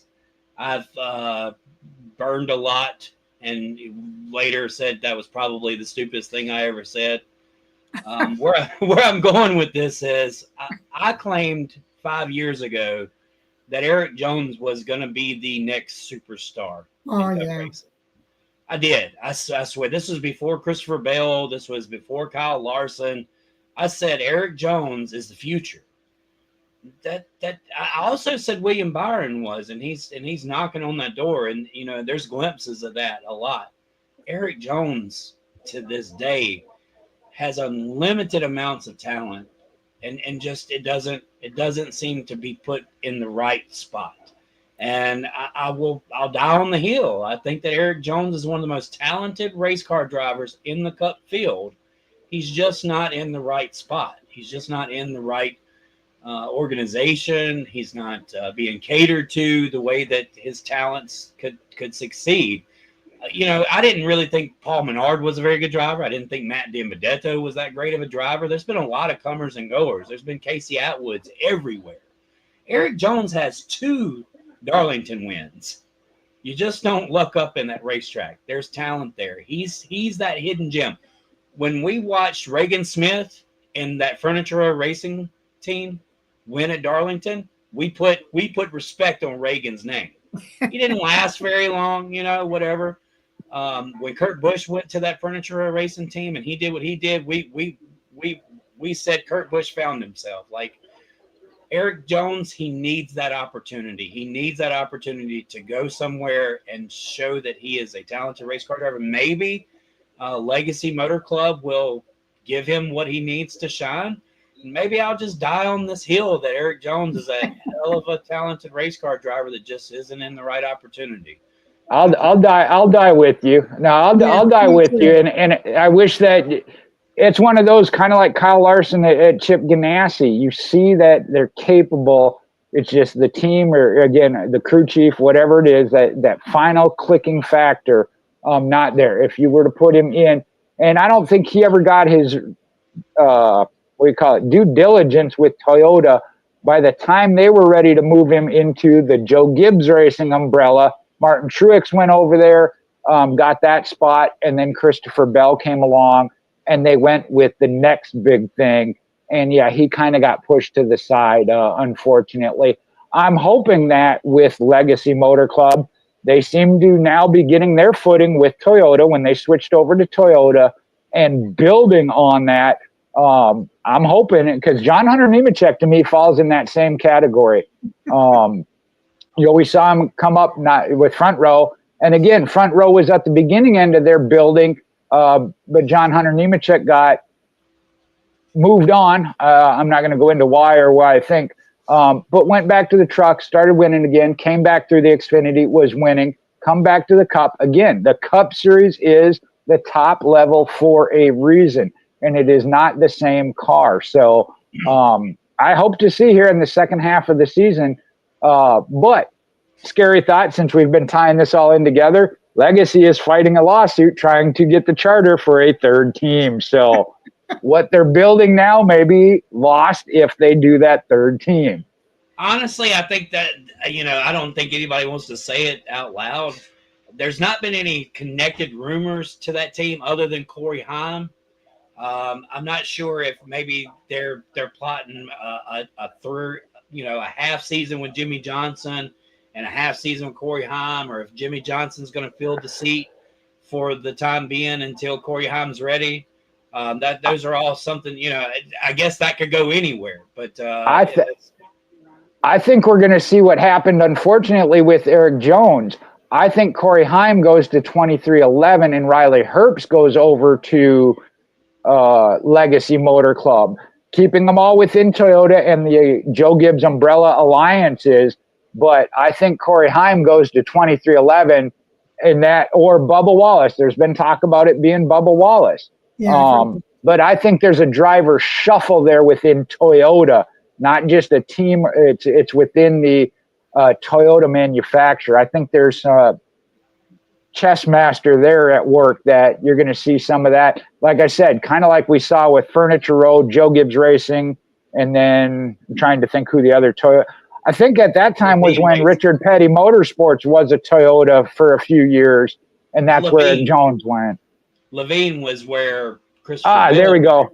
And there you go. Jones that's right. Was with the 77 team, but that there team you go. lasted for 1 year. Yep, you're right. Went to the 20 car. Yeah. And then was fired for Christopher Bell after one season. Right. There you go. And that's what, like I said, that's what I see happening, kind of that chess maneuvering of what they have planned and think is best. Whether it is, we'll have to wait and see, or whether or not that even happens. That's just what I see. Right. Yeah. With regard to Eric Jones, you're right. He is a very talented driver. Let's remember what got Eric Jones, got everybody's attention about Eric Jones. He won the Snowball Derby against Kyle Busch. Right, exactly. And people couldn't believe it. That got Kyle Busch's attention. He brought him to Kyle Busch Motorsports, and he did really well. He won a championship, I think, in the Truck Series. So Eric Jones, yes, he is a very, very talented guy. And I do think that given the right opportunity, given the right support network, that he's going to excel. One of the things that I think happened, and I kind of hesitate to say this, but I do think it had an impact on him, is he lost his father. Him and his father were extremely close. He lost his father, and I think that did impact him somewhat. And he might be over that at this point. I'm not sure, but I do think that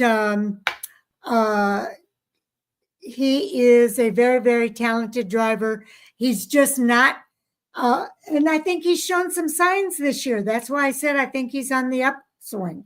I think he's raced up in the top 10, and I was excited for him because I'm like you, Chris. I really think he has the talent. He just has to be given that right opportunity with the right support network that's going to get him into victory lane and consistently. Because I think he's a very mature race car driver. I think he has what a lot of the younger drivers that we're talking about lack the maturity. I think Erik Jones has always had that maturity. He knows how to take care of his car. He knows how to be methodical about it and have a level head when he's racing. I really like Erik Jones, and I want to see him get the best opportunity down the road. So I agree with you on that. I don't have much more to say, though. No, I think we've gone around twice on that one. So yeah. So whose turn is it? Is it your turn, Chris? Yeah, that's fine. I guess the big news of the week. Are we on the verge of seeing two teams collapse in mid-season? That's the question. Federal Court of Appeals considering NASCAR countersuit. Oh, okay. That's where you're going. Okay. Wow. Jay. Sharon, do you have, I know you normally have the recap of what exactly they're from Friday.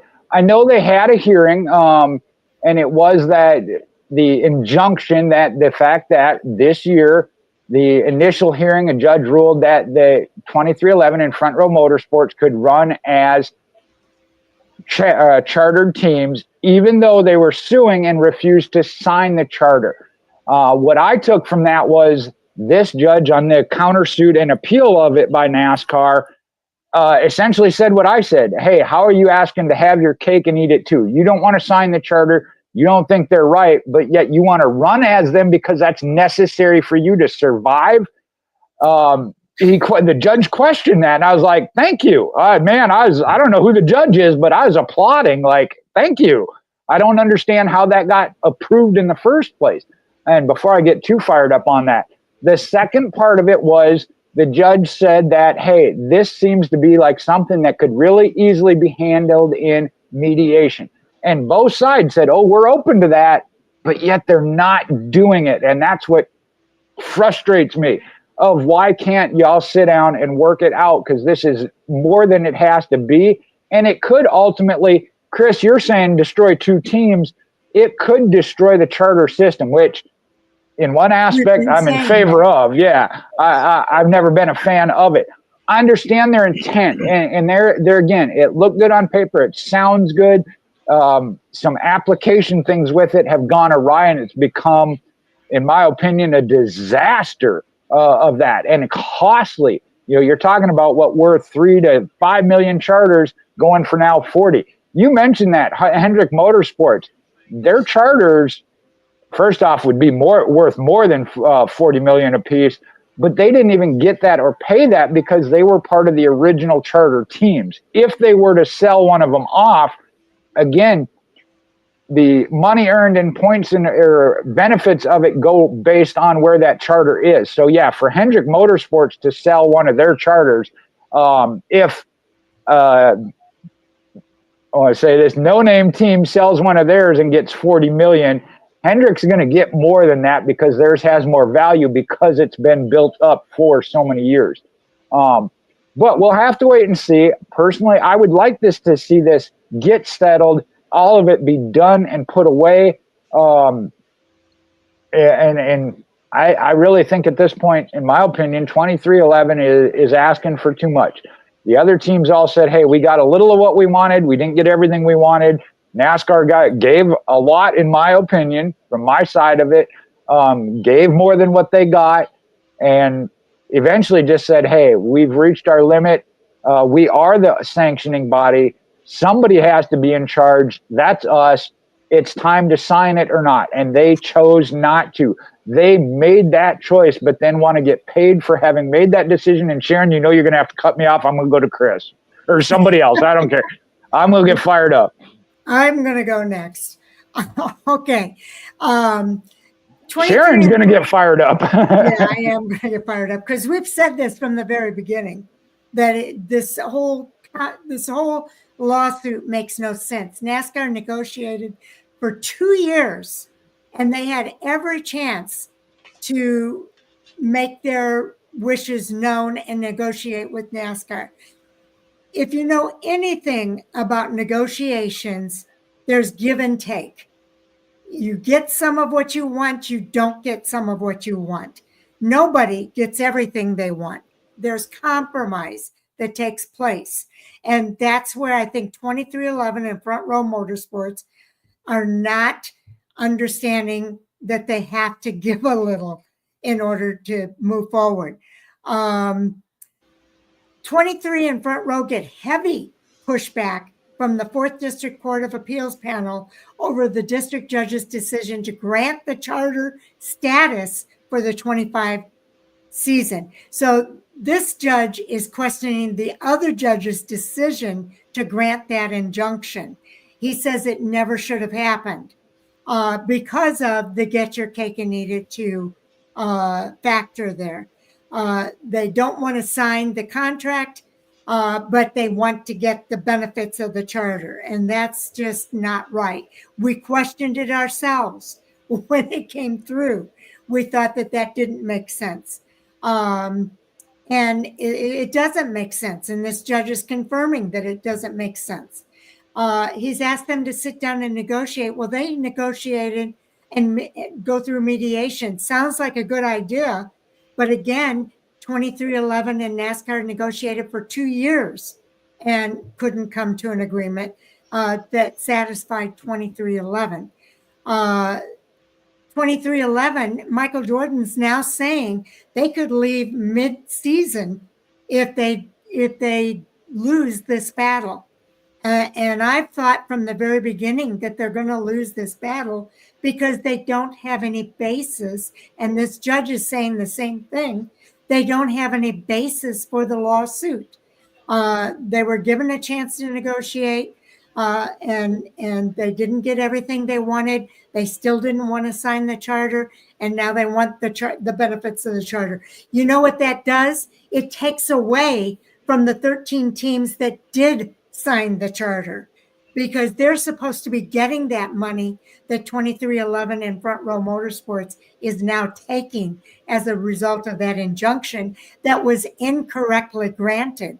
And I don't see this having a good ending for that team. And if Michael Jordan is saying, I'm going to take my ball and leave if I don't get what I want, I say, toodaloo.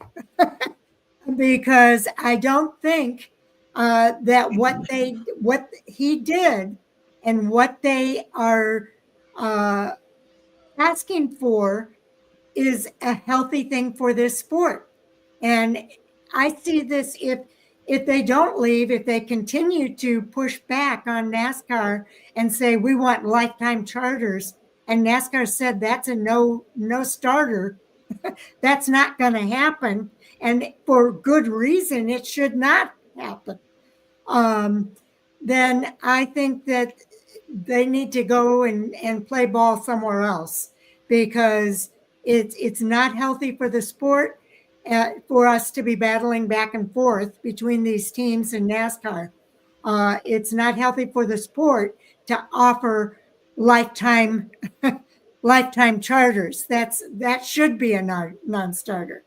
NASCAR has said if once this thing is over, they might just go about disbanding the charter system because it has not been healthy. These things have gone out, have gone to an unreasonable amount of money. It's ridiculous how much these charters are going for.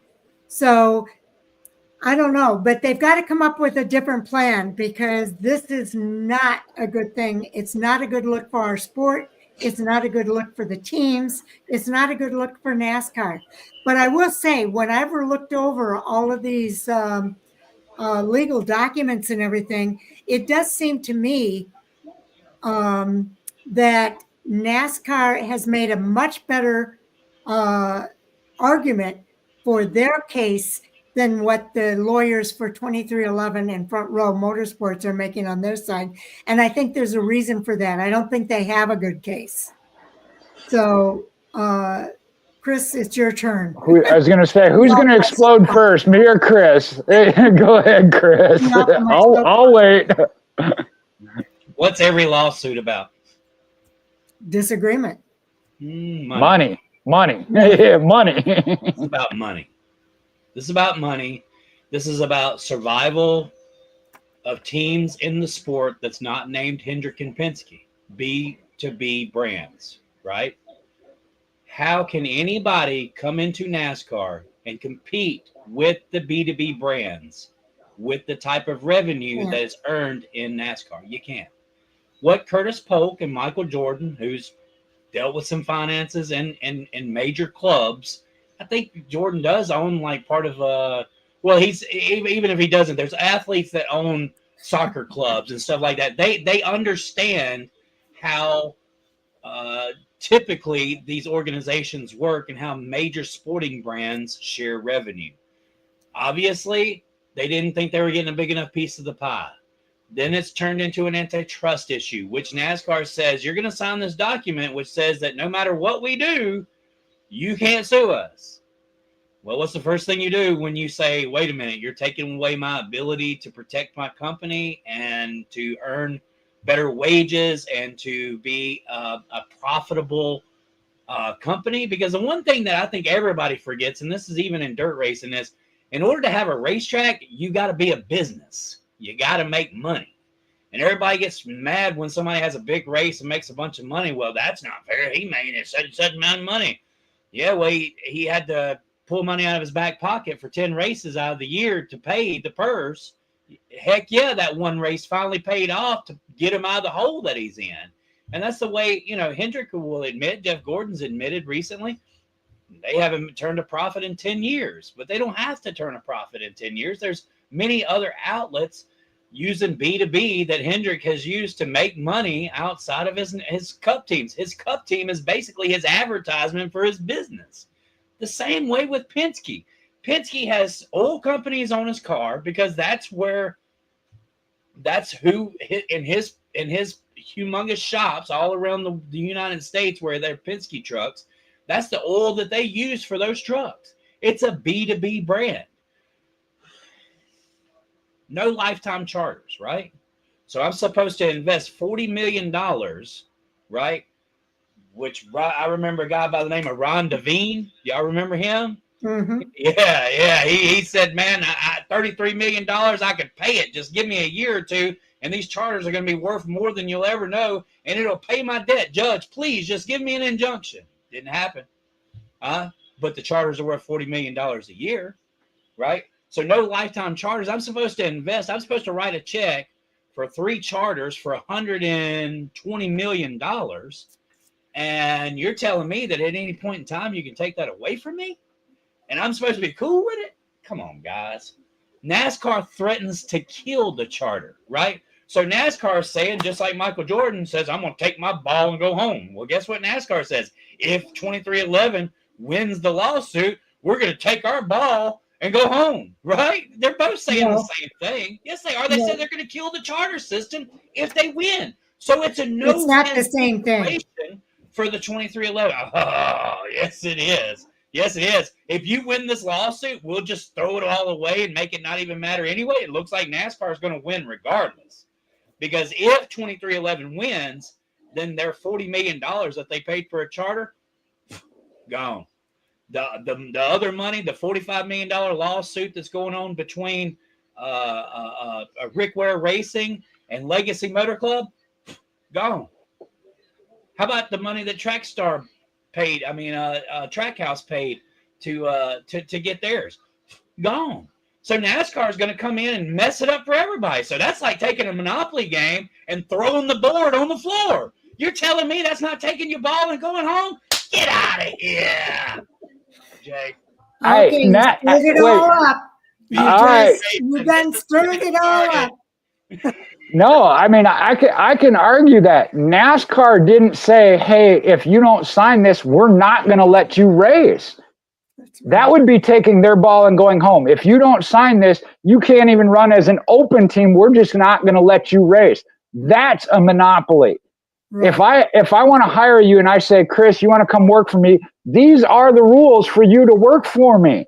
Guess what? Then you can come and say, hey, I don't want to work for you. Okay, I'm going to go work for Why Not? Okay, that's fine. If I then go buy Why Not and say, okay, Chris, now you want to work for me, you got to, sign this. Oh, no, you're going to go work at this track. I go buy that track. That's a monopoly. That's keeping you from doing what you want to do. You can go race somewhere else. They are not telling you you can't go race somewhere else. That's not where 2311 and Michael Jordan, that team, want to race. They want to race at NASCAR. So that is their choice then. If I want to go work for said company, I got to follow their rules. Now, if they mistreat me, okay, that's one thing. But this is about, like you said, the antitrust, which means, hey, we can't even go anywhere else. They are not stopping go race IndyCar. They're actually helping somebody from NASCAR, with exception of race at IndyCar. Okay. The only rule they have is you can't race in series. And this is where I understand where that 2311 is trying to say it's a monopoly. They won't let you race in other series that run on the same track. And that is to protect the advantage. If you have the money to go race at other tracks, and that's why they limit within the Xfinity, part of why they do. But there have been a couple of teams that got in trouble for driving in the Trans Am series or whatever at tracks where NASCAR runs because they don't want you getting that competitive advantage. I had that thought too of take the basketball and go home. And Sharon, you really hit it. I was like, I don't know how I didn't see it, but yeah, we're talking about Michael Jordan as a basketball player. In my opinion, 2311 isn't saying we're going to take our ball and go home. They're trying to take NASCAR's basketball and go home with it. And they're saying, oh, they're doing it for all the teams. You're right. If you put NASCAR in the box of getting rid of the charter system, it's hurting Spire Motorsports. You mentioned Trackhouse because they are the ones that did invest the $40 million. Again, are they saying, hey, you have to pay $40 million to get a third charter? No, that is your option. Are they saying you have to build a multi-million-dollar, billion-dollar airspeed shop and whatever else is with it? No, that was their choice. And comparing it, I'm going to get, okay, one more. Talked about, yeah, Sharon's over there. Go. No, talk about Michael Jordan and owning other teams. He isn't a part of those team ownerships anymore because, again, he got mad and took his ball and went home, or they said, we don't want you here no more. We're going to buy you out. Go away. And they were happy when he left. Yeah, of that. Still stink.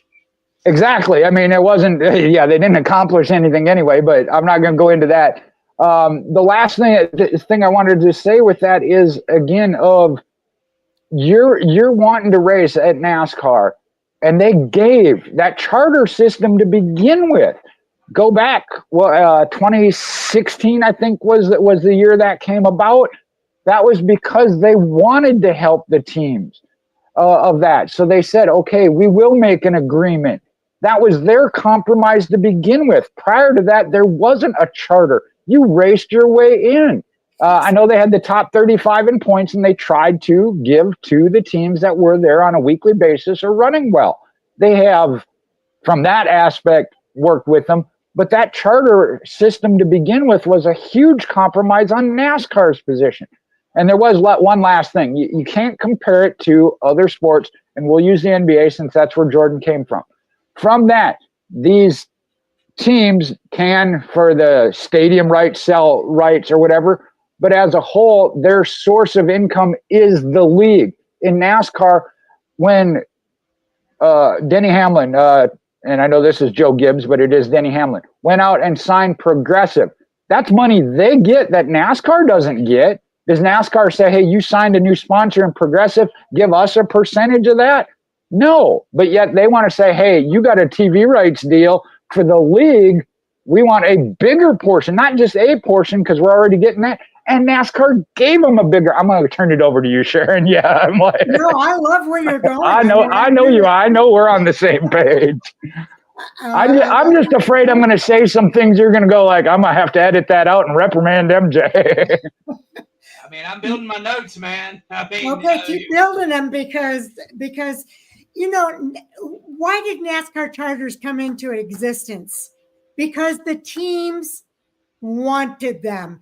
They created the RTA. The RTA sat down and negotiated with NASCAR, and they created a charter system. Sometimes things look good on paper, but in reality, they are not what people expected. It's not working out the way the teams expected. It's not working out the way NASCAR expected. So when they say, when this is over, they're going to reorganize by eliminating the charter system and coming up with something else, because what they have now is not working. That's not taking my ball and leaving. They're saying we are going to sit down and work this out and restructure this, because what they have is not working. So they're not taking their ball. They're not leaving. They're not saying, if we don't win this lawsuit, we're going to leave NASCAR. We're going to take NASCAR and go to Australia or something. They're saying we're going to sit down and restructure. That is far different than saying I'm going to leave if I don't get my way with this sport. And that is, by the way, what Michael Jordan has a history of that. Now, I am a Michael Jordan fan. I watched Michael Jordan play basketball, and I admire his talent in that sport. But what he's doing with all these different teams and what he's trying to do at NASCAR, I'm not in favor of. I think he's being very, what's the word I want to say? Confrontational about it. And I don't think it's healthy. I don't think it's the way you go about getting what you want within an organization. You don't push your way into it. You don't, bully people into it. You sit down and you negotiate and you give and you take. They got a lot, but he wants more. And I think that's not in the spirit of negotiation and compromise.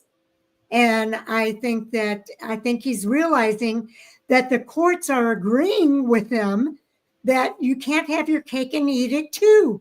You can't say that you don't like the agreement. It's okay if you don't like the agreement.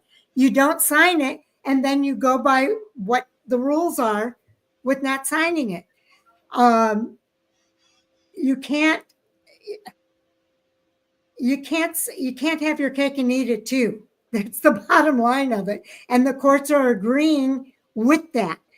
So I think that now, I don't know what the best way for them to do an overturn on that is. I know that they're saying, let's wait until the end of the season. In fact, their side is now, let me find it here.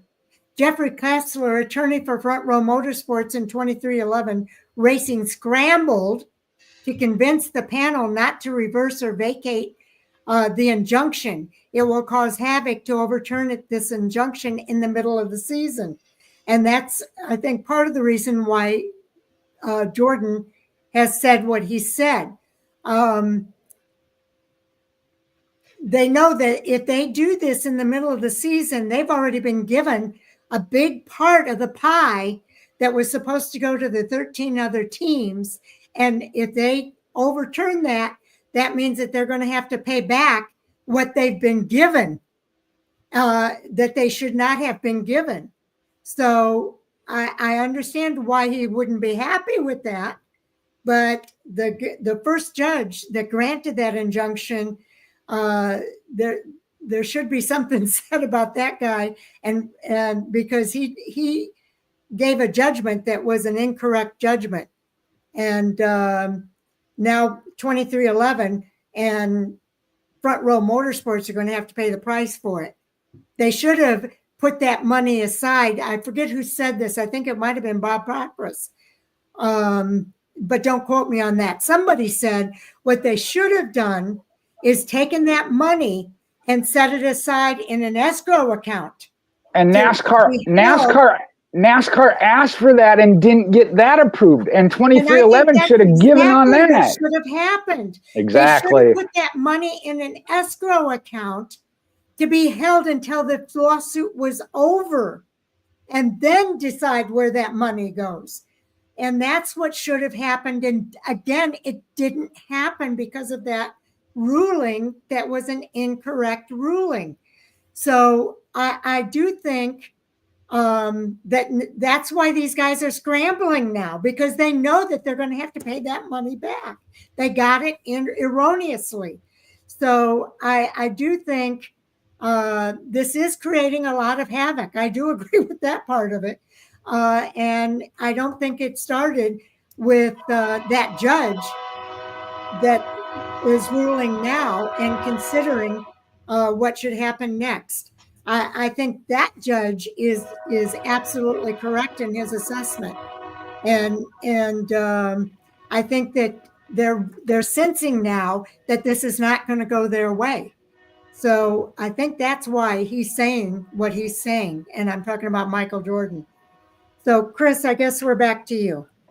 Yeah, and this is going to be pretty long-winded. Let me start with this. Basically, and I don't mean to ruffle feathers or get into arguments. No, I don't think we're arguing. Here's what I think. I don't think we're arguing, Chris. I think that we're just very passionate with what our beliefs are in this. Hear me out. That's okay. I'm going to hear you out. But okay. I don't think we're arguing. Unfortunately, NASCAR seems more like a country club these days. And the reason why I say that is because the one thing that NASCAR needs is billionaires. In order to be sustainable in the future, NASCAR needs billionaires, because it's going to take billionaires to own these race teams. The one thing that I have learned in the streets is you don't disrespect Michael Jordan. I don't care what you got betting on. I don't care what game you bring into the table. Never disrespect Michael Jordan, because you'll lose respect in the room really quick, because people idolize Michael Jordan. I have a lot of respect for Michael Jordan. I'm going to bring something to the table here. Do you know that Michael Jordan is worth more than Rick Hendrick? Rick Hendrick is only worth $1 billion. You know who else is worth $1 billion? LeBron James. Penske is worth $3.8 million. $billion.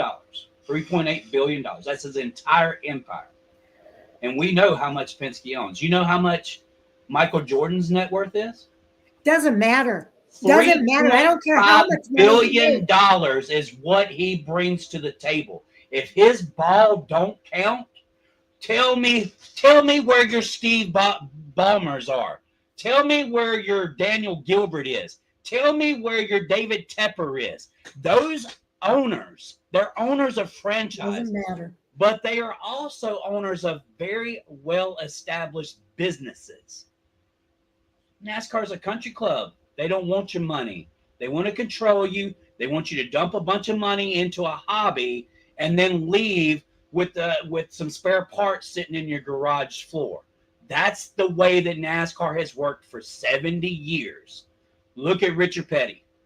Dale Jr. will get on his podcast and he'll tell you, we don't spend our own money to go racing. You spend somebody else's money. We're not going to spend our own money to go racing. That doesn't make sense.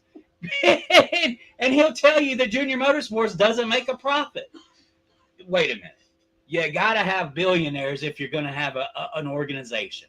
You have a billionaire that has brought a clientele to your viewership. Michael Jordan and Bubba Wallace is the best duo for the African-American allegiant than anything. You have a predominant African-American race car driver driving for an idol, Michael Jordan. And NASCAR says, man, we don't need y'all. All they wanted was a better cut of the pie of the TV revenue. And this has turned into some crazy lawsuit where it's all about antitrust or it's about this. This started with they were not getting enough revenue. And then when Mr. Hendrick gets on Sirius XM radio and he says, well, I got exactly what I wanted out of the deal. You're darn right he did. He got his fourth charter worth $40 million more. You know what? You know what that means? That means Michael Jordan is $40 million short at the golf game, right? Because this is a country club. If you ain't got the big bucks, you can't be there, but it's all going to be controlled by the top. There's a reason why the Ballmers and the Daniel Gilberts in the world are not investing into NASCAR. Remember a guy by the name of Fenway, right? He's the guy who created iRacing. What was his name? John Henry. I haven't heard much about him here lately, have we? No. You know why? Because you're not going to make money with the type of financial setup. The stability of NASCAR is not profitable for teams below the Penske and Hendrick level. Case closed. I mean, you're not going to see my point. I'm telling you that NASCAR needs billionaires, and Michael Jordan brings $3.5 billion to the table. The only other owner in NASCAR that has more money than him is Penske and NASCAR itself. Jay, you want to take this? You give and take in negotiation. NASCAR says we're not open to discussion. Jay, for that 1 point. For that 1 point. On the 8 argue with the fact that we need billionaires in the sport. The 8 points that the drivers or teams wanted, NASCAR met 7 of them. The only one they didn't give on was the permanent charter. They got a bigger portion of the pot. Like you're investing $120 million to have these charters that could be worth. Hendrick, wait. Hendrick did not invest 100. No, he didn't invest nothing. So he's already in the game. But he's not selling his. He's not selling his either. NASCAR should have. Okay. Let's go with your point. Everybody needs to listen to Jordan because he knows what he's doing because he's got whatever $billion you have listed. You said Penske has more than him. Penske signed the agreement. Penske signed the agreement. B2B, baby. B2B. He doesn't hold on. I stayed silent while you talked. Okay? Penske signed the agreement.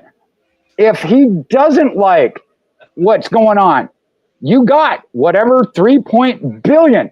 Go start your own league. Ask Tony Stewart how that worked out. I don't want to race in yours. I'm going to go start my own race league. Go do it. You got $0 billion whatever.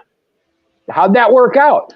Guess what? Roger Penske wants to run his own series. He's doing that, and he's not complaining about. Listen. He's doing it. And there are aspects. Downhill. You know why? Because Penske wins all the IndyCar. I'm going back on all the IndyCar races. He's dominant in his own series. Nobody wants to race the owner of the series. Look what's going on with the Mississippi Street Stock Series. That's a perfect example of having to race somebody that basically runs the series. How is that? Shannon don't race none. No, but there's a certain sponsor there that does. Oh, I got you. Okay. Yeah, I'm not going to go into that because I have my opinion on that, but it's a local series. Anyway, but going back to that, you have the freedom. Again, this is where they're saying they're monopoly. NASCAR is not saying you can't do this. A monopoly is when you won't let anybody else do it. Okay, you can't have another race league or whatever. There are plenty out there, and that's what the tracks. They decide everything. I mean, NASCAR. I'm not saying it's a monopoly or it's not, but I mean, even still, there's there's a reason for the lawsuit, and it's about money. Okay, can I mute you? Who? Okay, Jay. No,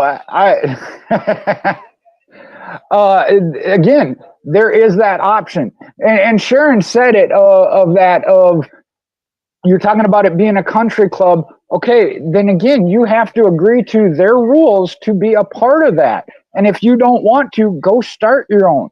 I think Denny Hamlin had talked about that. It's been talked about amongst the other track owner. We went through that. We saw that with IndyCar. You're right. That went downhill. That did not work. They had to come back together, compromise, and work out a partnership to work together.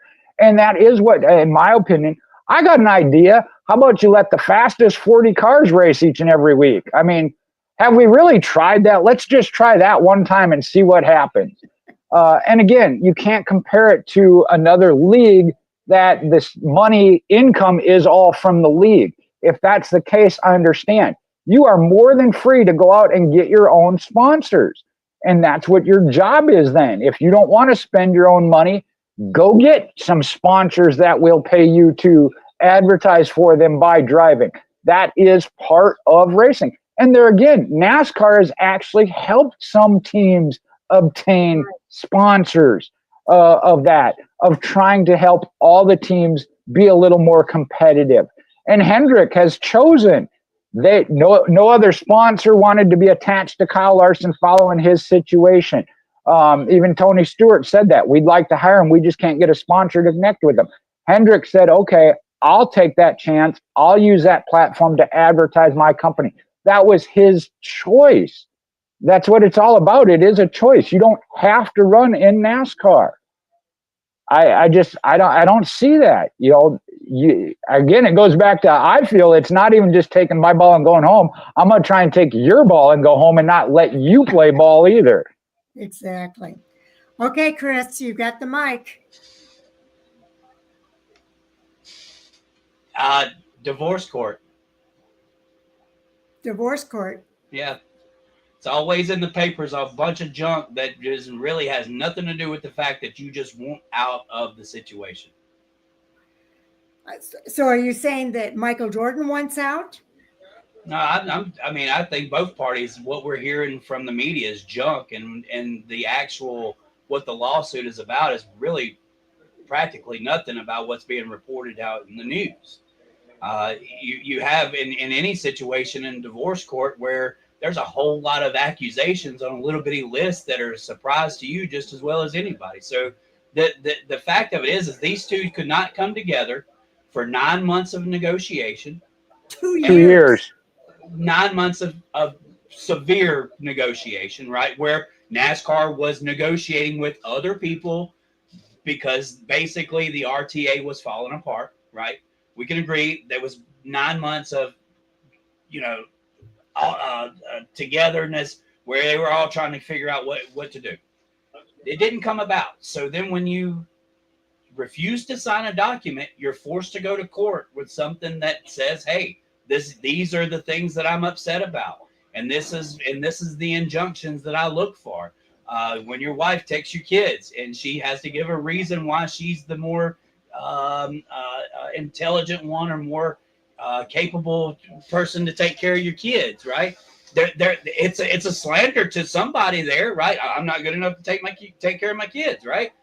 That's what a lawsuit is. That's what when you have an employee and an employer, when they're at odds, it's always bound to something. All I'm saying is this is bound to money.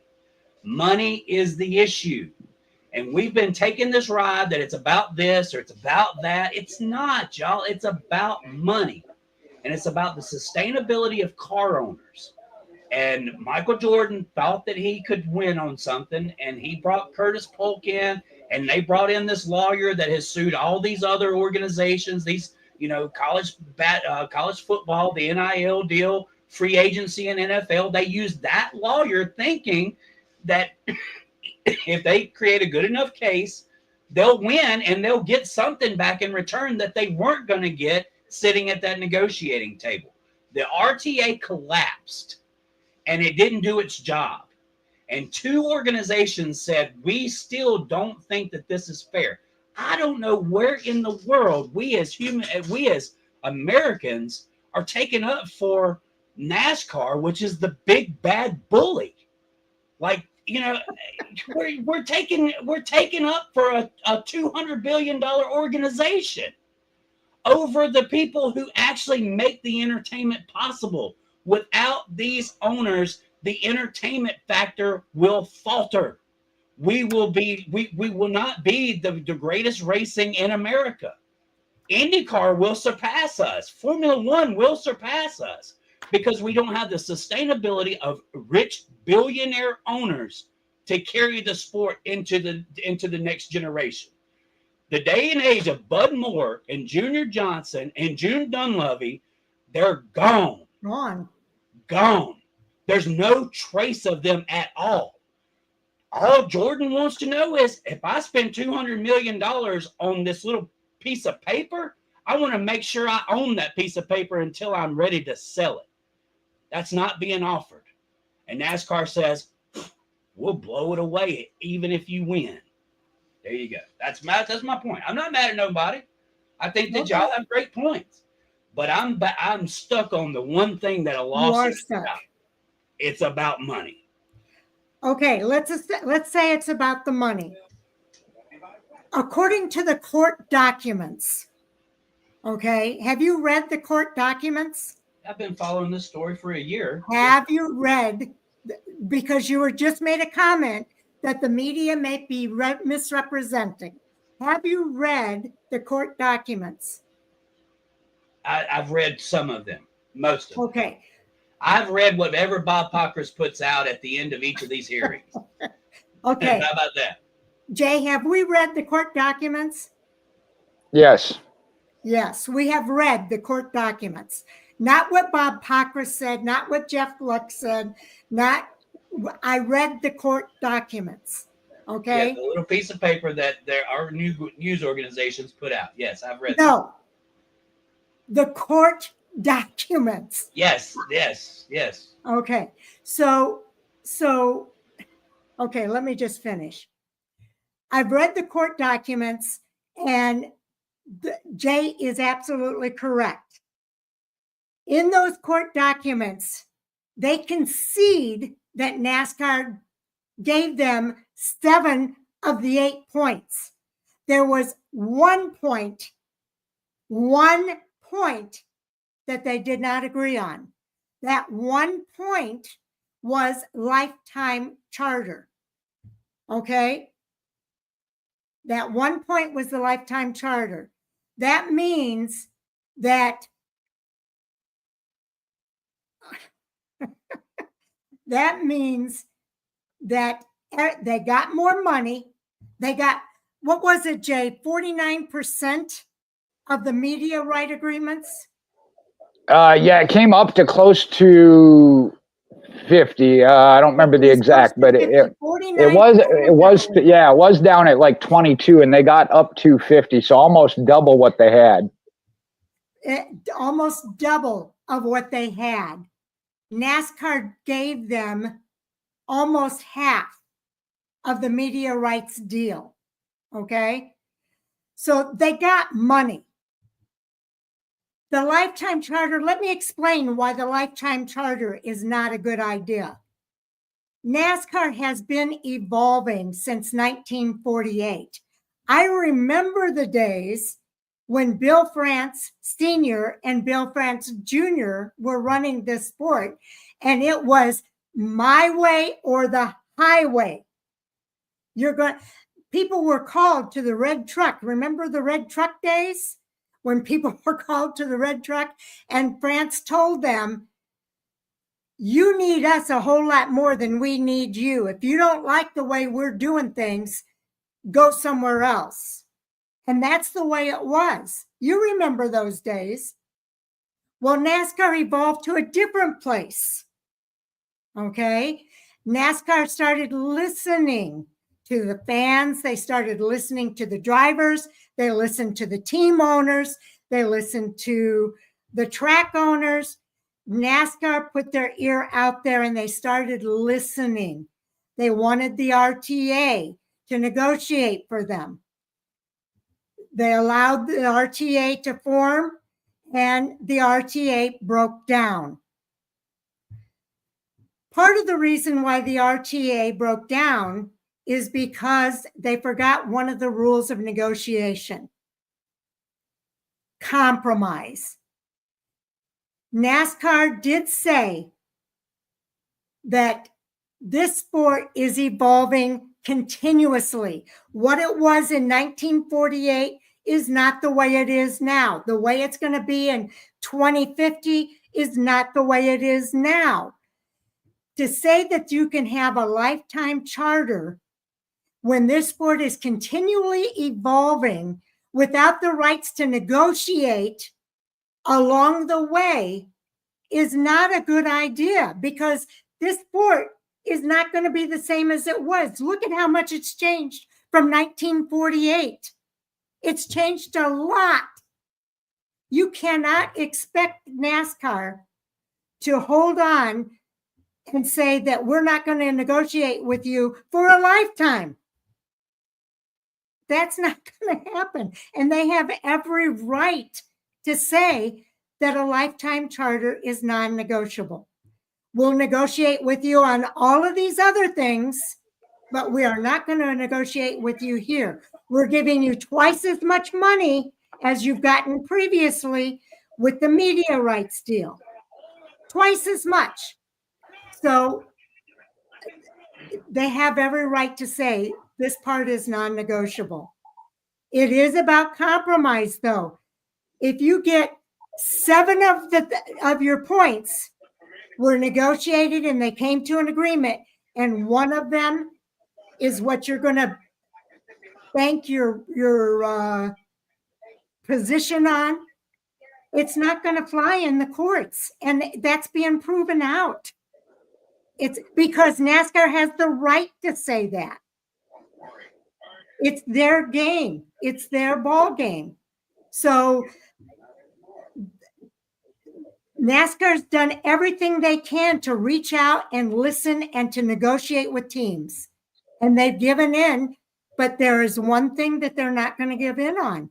And they have every right. And it makes sense that they would not give in on that point, because it is not reasonable to think that this sport is going to stay the same from now into eternity. It's not. There has to be room for negotiations down the road as this organization, as this sport evolves, because it's going to continually evolve, and things are going to change. The economic environment is going to change. There's all kinds of things that are going to change. The state of the sport is going to change. Drivers are going to change. So there has to be a means of negotiation along the way as this sport evolves. So it's just the way it is. Jay, did you have anything that you wanted to add to that? No, I've made my points, and I think they stand for themselves.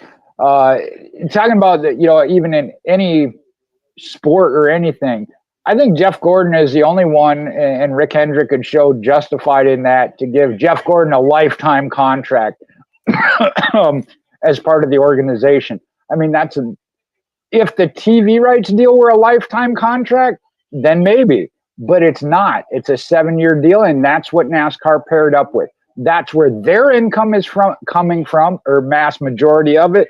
So that's where they paired it up with. So I think they did a good thing in that. Again, I'd be okay with if the charter system went away. I'm with Sharon. It looked good on paper. I understand there was good intent with it to reward and give something tangible when they get out of the sport. I agree. That needed to be addressed. And it seemed like the charter system was a good idea. But we've seen people get burned by that.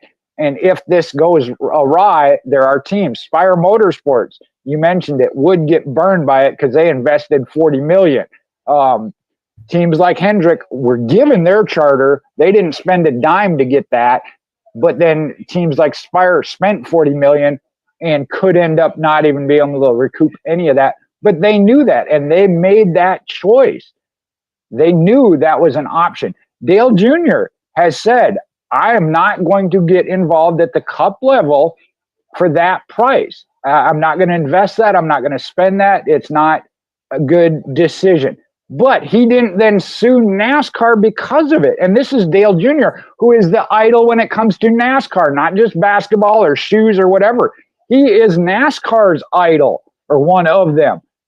And he's not at the Cup level and has chosen not to. He's not suing them. And people aren't saying, hey, you need to cater to Dale Jr.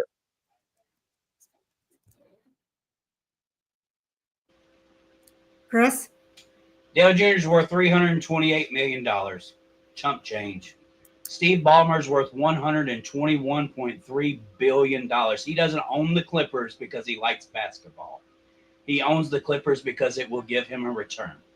Now, in order to find some kind of negotiating agreement between us, what I would like to extend is the fact that NASCAR should have put a cap on the charters.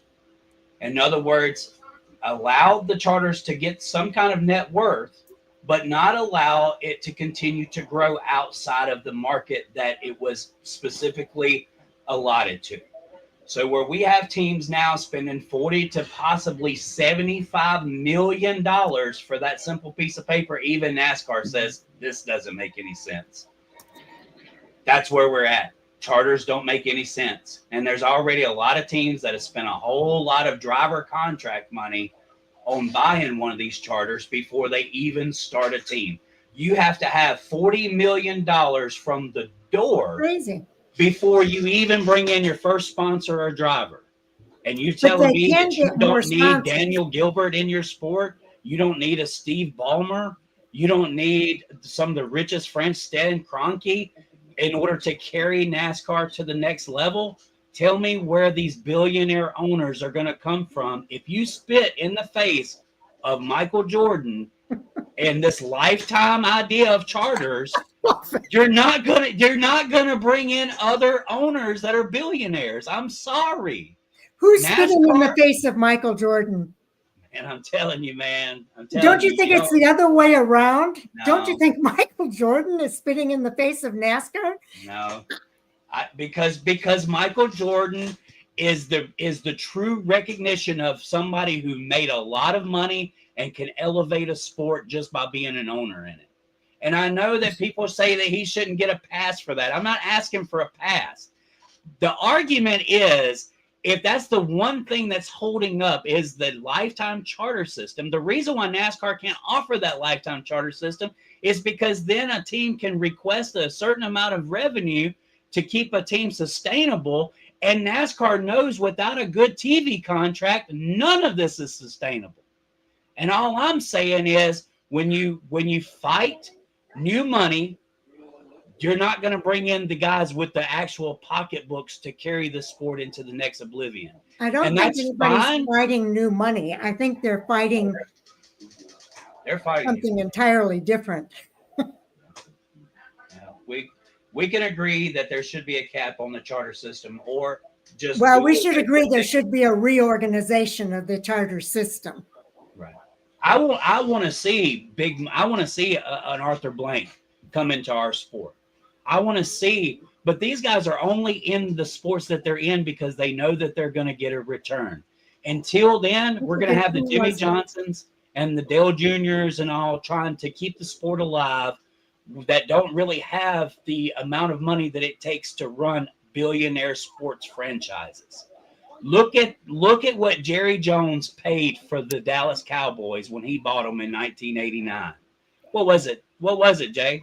It was a very small number at the time. Yeah, I don't remember what I know it's a huge difference. Yeah, worth billions, and it's because of the network TV money.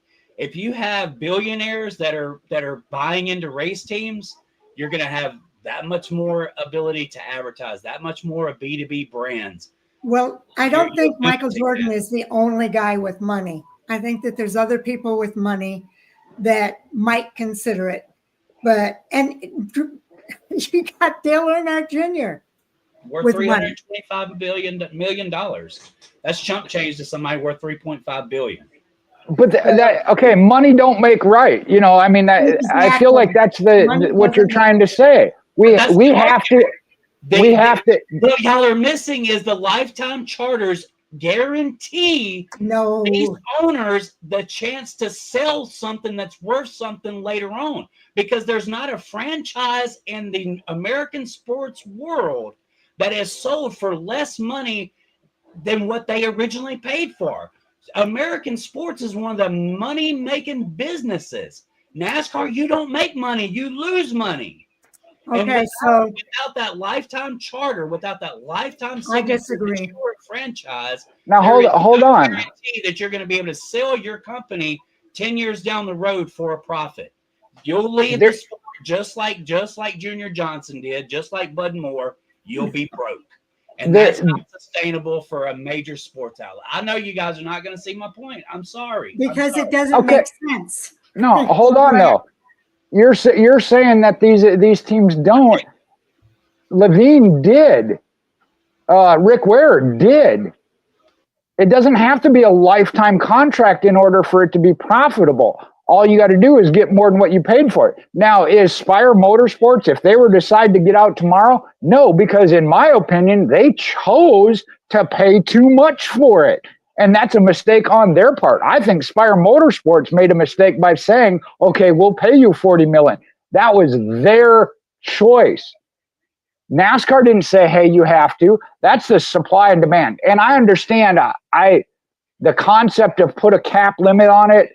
I get that from the business side, but again, that's a free enterprise, a supply and demand. If somebody is willing to pay it, if somebody comes and offers me 2 million for my house, I'm going to sell it. I'll live on the street. I mean, because I got 2 million, or I'm going to go find another house for a couple $100,000. That's my choice. I don't see where you can restrict that, being that the charters now exist and that's the nature of the world.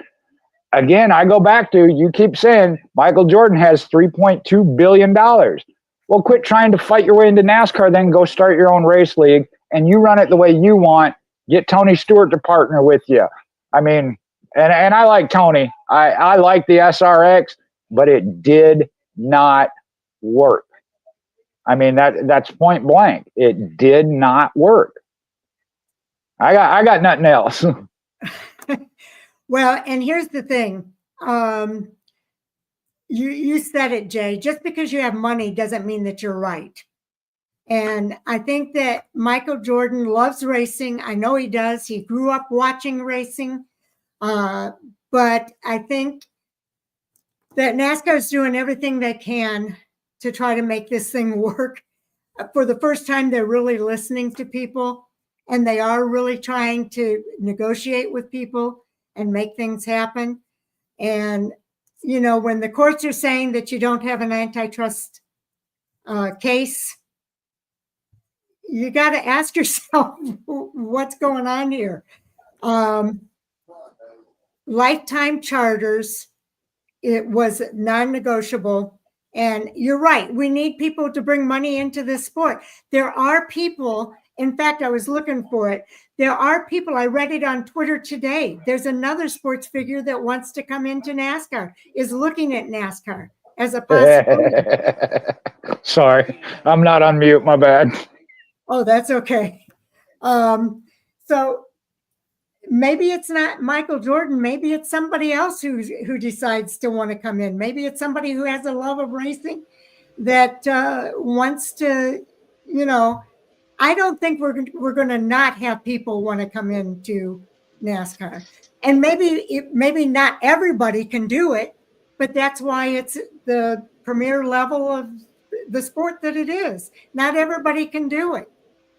People with money are the ones that are going to do it. But NASCAR put themselves in this position with the charter system to begin with. So, you gotta really, that's why it needs to be re-talked about. It's got to be renegotiated. It's got to be reorganized.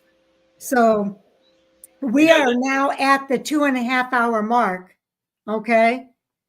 And so I know if we go to 3 hours, we might not be able to put this thing out. So go ahead, Chris. I mean, it's the team should have never accepted the charter agreement in the first place. I mean, that would have probably. You mean the 13 teams? Yeah, I mean, well, any of these teams, the charter system was not going to work from the word go, right? Obviously, right?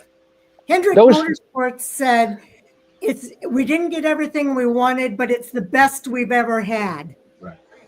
The best we've ever had. But to buy something that can be taken away from you 3 years down the road makes no sense at all. So okay, Jay. I'm at a loss for words. If those 13 teams were happy with what they got and want to go race, how can you say they shouldn't have signed it? Ron Devine lost $33 million in the sport. If those feel decent teams. If those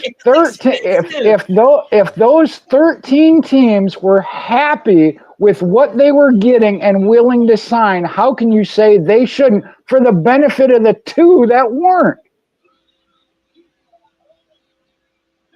Richard Childress Racing said, I got to do to protect my team and my employees. I got a decent deal or a good deal. Did I get everything I wanted? No, but I got part of what I wanted, and I can now take care of my team. I'm signing. How can you say somebody shouldn't have signed that? Got more money than he got the year before. Exactly. They got part of what they wanted. Did they get everything? No. And that's Sharon's point. Compromise, a negotiation is give and take. And in my opinion, 2311 is trying to take and take more. And they say, again, okay, we can't afford the race team. NASCAR did not say you got to go build this, whatever, and I don't have the numbers, whatever they spent on the 2311 race shop. And why did they do that? To make themselves money. NASCAR's not getting a portion of the income from 2311 Airspeed shop. They made that choice on their own. Hendrick Motorsports has their own shop. Did they spend that same amount of money? No, but they're winning races and championships. What does that tell you? You chose to spend that money on that for your own, I'm going to get way out of line, your own showboating and ego, in my opinion. That's all racing is, buddy. That's all racing is, and that's all it's ever going to be because without true financial institutions carrying the sport, it's just my money's better than yours. And that's why I called it a country club, because you're either in the club or you're not. You can't just say that you're going to own the Chicago Bears. You can't just say you're going to own them. They're owned by somebody, and they have to be sold. So NASCAR can basically at any point in time take your charter away from you and give it to another team. That's not possible in any other sport. But that's not possible in any other sport. The Reds are crappy every year, but nobody took. Well, Marsh Scott did get run out of. Okay, now what? Okay, but again, so did the Clippers guy, and so did the Phoenix Suns owner. But at the same time, the franchises were still there, and those guys got something out of their franchise. But You don't have a car, they can liquidate you down to nothing more than the cars that they made you build and the parts and pieces that's in your shop. They want you to spend $40 million, but No, you're wrong, Chris. They're not wanting you to spend $40 million. That is a team's. I'm sorry. I'm getting. Go ahead, Jay. That was the team. That was the team. No, I got anger issues that I'm working on my own separately, but that is the team's choice. NASCAR did not say, hey, you have to spend $40 million to get this charter. That was their decision to do that because they determined they wanted in no matter what the cost. And they allowed Rick Ware. There were several organizations, Dale Earnhardt Jr. being one of them. And I think at that time they were asking for $20 million.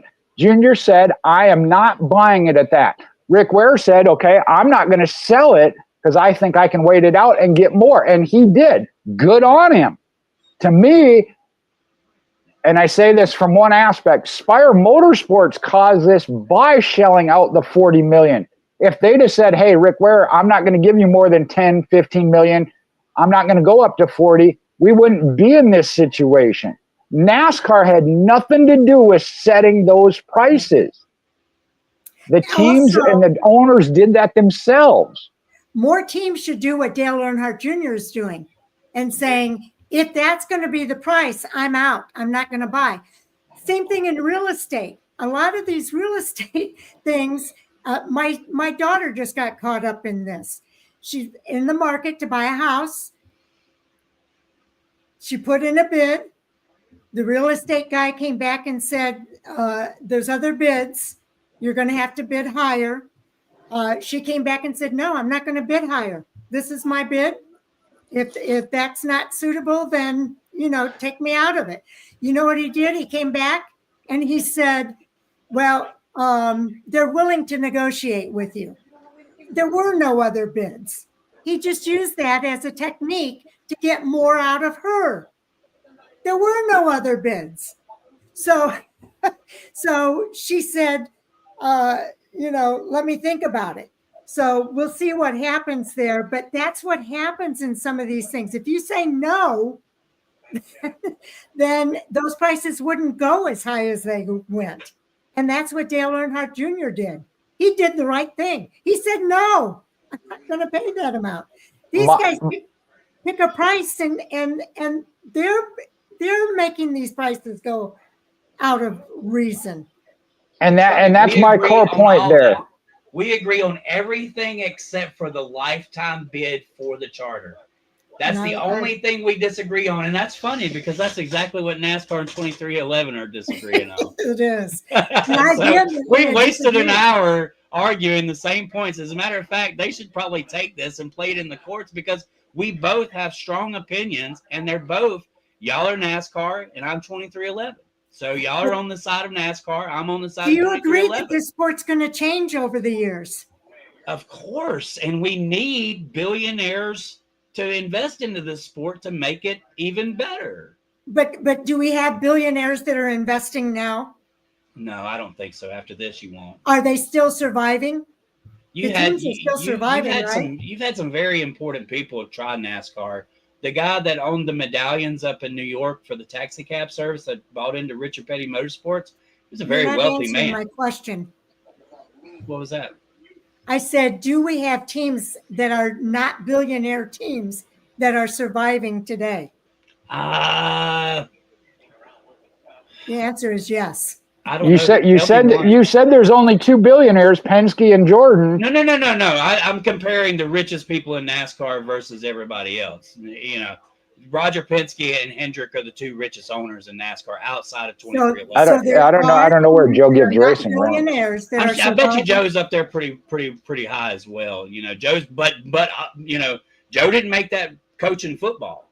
Joe made whatever his net worth is now is what his net worth is from NASCAR because he did not make that in football. And he like Roush Fenway Keselowski, he has some significant backing for him from an outside source. So those are all Trackhouse. I don't know. Is Justin Marks a billionaire? That's a good question. I don't think so. I don't think so. No. So in order for these guys to catch up to the ranks of where Penske is and where Hendrick is, you're going to have people with a whole lot of expendable cash that can build these state-of-the-art shops. But again, why do they have to have all that money? Is it because they've hiked up the price of the charter? That's why you're looking for more money because these guys are trying to recoup from spending that kind of money on those charters. Yeah. Do those charters have to be at that price? Probably not. Before the charters, that's a false market. I don't know what the terminology is, but it's not. It's a house of cards, is what it is. Well, Ron Devine is in my notes for a very particular reason. It's because he was able to basically go $33 million in debt with a team that was not even competitive, and that's we don't know all the factors of that. There might be other reasons. that are involved there. We just don't know. Right. So some people are very good at managing some of those kind of things. Some people are not very good at managing some of those things. What do you do if you get somebody that's in a charter and they've got a lifetime charter and they're horrible at managing their program? You become the New York Jets. Okay, that's why there's not lifetime charters. Now, here's the other thing. Enough. Well, it is. Well, you had the Tampa Bay Double Race, the Oakland NASCAR had a A's. chance to take a charter this year. They had And a they chance didn't. to take a charter, but they didn't. Right. They didn't Smart take move. that charter. Mhm. So, but they had a chance to do it. Right. So does that mean that NASCAR is going to come in and take charters away from these teams? Rick Ware That's one of the is reasons that you say we should have a lifetime agreement. Rick Ware is the perfect example of a But guy that's NASCAR didn't take that charter. he's put his life savings and his whole life into trying to create a competitive cup team.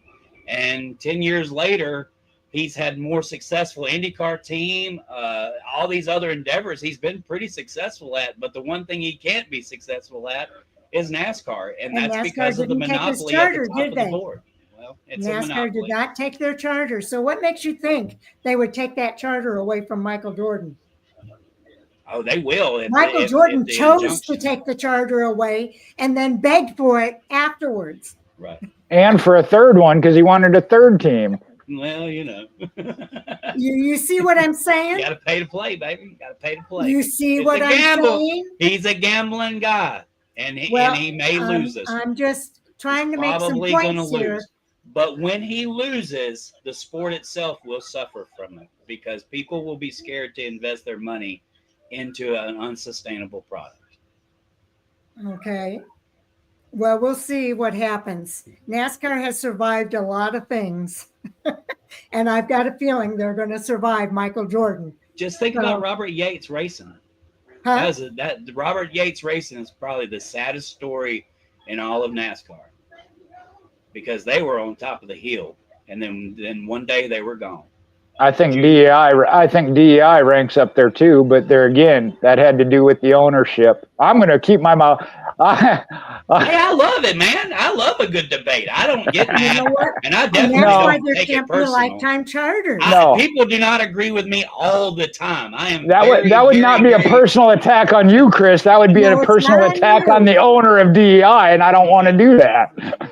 I'm just saying that, and that's one of the reasons why there can't be lifetime charters. There are reasons why some of these organizations are not working. And to give them a lifetime charter would be not a good thing to do. It would actually degrade NASCAR. I think It would degrade the sport overall. I think I if they mentioned were to before that, Huh? that I think that the what solves all this is actually selling shares to the teams. So you buy into NASCAR. That way you do have something to sell at the end of the term when you're ready. I do think there is some credibility in that. Again, you have a point there of that could be a possible solution. The question again becomes that It's like sounds going good 12 on rounds. paper. That sounds good on paper, but does it truly fix the problem? We thought the There's charter always- system was the answer. Or some people did. I won't say we because I wasn't a part of that. I've never been a fan of the charter system. I've been a fan of Unintended being able consequences. That's all I'm going to say. to make an investment and get something back out of it. Unfortunately, there's so many owners that have left the sport with a lot of debt, and that does not happen in any other franchise. Which is why, like I said, the charter system, although I didn't like the lock-in and nobody else can get in, you talk about a country club, only these 36 are guaranteed. That's where I have the problem. But I understood it because it was giving value to a team or somebody that was stepping away and getting out. Chip Ganassi was a great example of that. He had given to this sport. He wanted to get out. He sold his charter, his team, and got substantial value. Again, did he make his money back? Probably not. And I see you going to write more notes. I got to say this. Don't deny the country club when you have a team called Legacy Motor Club. Don't deny the King's country team. club. That is the King's team. It's called a motor club. Right. That's. I got a 5 a.m. class. As far as I'm concerned, I won this argument. Okay, then, and as far as Jordan's concerned, he won the lawsuit and he hasn't yet. But anyway, I got a 5 a.m. Jordan's class. win So one way or the other. Okay, we're going to have to go because, like I say, if we don't quit soon, we're going to be in trouble here. For life. And I think I might do some editing here. I don't know, but we'll see. Cut it all out. Okay, so let's go around the horn. At the end, I'm the winner. Go ahead and talk about your race. All right, Mississippi Crate Racing Series is going to be at Wynot Motorsports Park this Saturday night. It's the first show for them for the year. We got rained out our last show, our 3-day show for the World Championship race. We're looking forward to getting back at the track Saturday night. You can find us on Facebook at Chris Yellow Caution Flag Creighton or on Twitter at Flag of Caution. We also have a TikTok account, Flag of Caution. You can find us there as well. And thanks for listening to my invalid points. Well, I think you made some interesting points. So, Jay? And I will show love because I hope y'all get that race in. I know we also got rained out this past weekend. And the Crate Series then is supposed to be at Jackson Motor Speedway, your capital city raceway, on the 24th. Barring Mother Nature. Next time we'll all be in agreement and just be against the rain and Mother Nature because doggone, it is beating us up. Yeah. But I don't know what that's about. I mean, it's what everybody's doing. Sorry that Jackson posted something that a lot of facilities are doing now. I don't know if there was an incident. I don't have details, and I wouldn't necessarily share them. But they put out a post today. Yeah, you got to have a clear bag coming in. As with any rule, there's a reason for it. So I'm assuming something happened, and they got to handle it. Used to be you go to the racetrack and spend a lot of money at the concession stands. These days, you can go to a racetrack and eat cheaper than you can at McDonald's or anywhere else. Yeah. No doubt. So, I don't know, man. Take care of those concession stands at a racetrack. If you're there, eat out of concession stands, man. Go spend your money. You're getting a better deal there. And I will tell you this. I'm not sure about Wynot, but I know Jackson has the country pleasing sausage dogs. And that's kind of like the Martinsville hot dog. When I'm there, I eat my fair share of them. I'm not going to tell you the tally on it. Well, I always like it when I can pay $6 for a case of water, and yet I go to the track and I'm paying $6 for one bottle. So, well, that's true. But that's not at a local track either. That's at your high top level tracks. Yeah. Okay, so I am Fan4Racing site on Twitter, Fan4Racing blog and radio on Facebook, and we have our website, fan4racing.com, where you can read all the recaps. So at any rate, it's been a lively discussion here today, and we hope you all enjoy it. I don't know if we enjoyed it or not, but I enjoy it. I got muted twice. What are you talking about? I'm not mad. You know why, though. So anyway, we hope nobody you wants to hear my point. Hey, Chris, I want to counter your statement. No, billionaires. I won because in the X number of years, 5-6 years, Sharon has never muted me, so I won. Yeah, I'm a bad boy. What can I say? I need a millionaire. Yeah, right. We all want millionaires or billionaires in our corner. I need a millionaire or a billionaire. We need billionaires. All right. I need a billionaire. Sharon, before you wrap up, I know you always like to put up the banner, and I don't have the ability to do that. I do want to say thank you to you because you give us this platform for Chris and I to come on here and make fun of each other and go back and forth. And whatnot. So we thank you, Sharon. Thank you. Thank you. And your $1 billion is in the mail. No, yeah, I'm writing a check right now. Buying a cup team too, but I better have a lifetime guarantee on that charger. There we go, lifetime deal with Fan4Racing. Not going to happen. I'm not buying this seat. Get out of here. Okay, watch for more coming soon. We've completed all our reviews from the weekend of racing. Jay and I will be back at the end of the week to give you all the previews for North Wilkesboro and Flat Rock Speedway for the ARCA Menards East. Also on Monday, we're going to be right back at it with the reviews from this weekend of racing, as well as our NASCAR Hot Topic Sound Off. The live stream starts at 9 p.m. Central, 10 p.m. Eastern, and 7 o'clock Pacific time. So we hope you'll join us. And with that, we're going to have to say again, thank you for watching. Last question. We'll see you in the next video. What? Last question. Who's going to win the All-Star race? Sharon. We never got to our All-Star topic. Yeah, right. Who's going to win?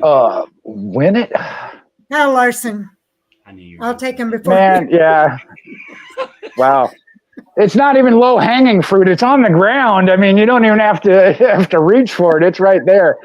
God, there's North Wilkesboro. I'm going to go back and say, being that he did it Bowman Gray, I'm going to go with Chase Elliott.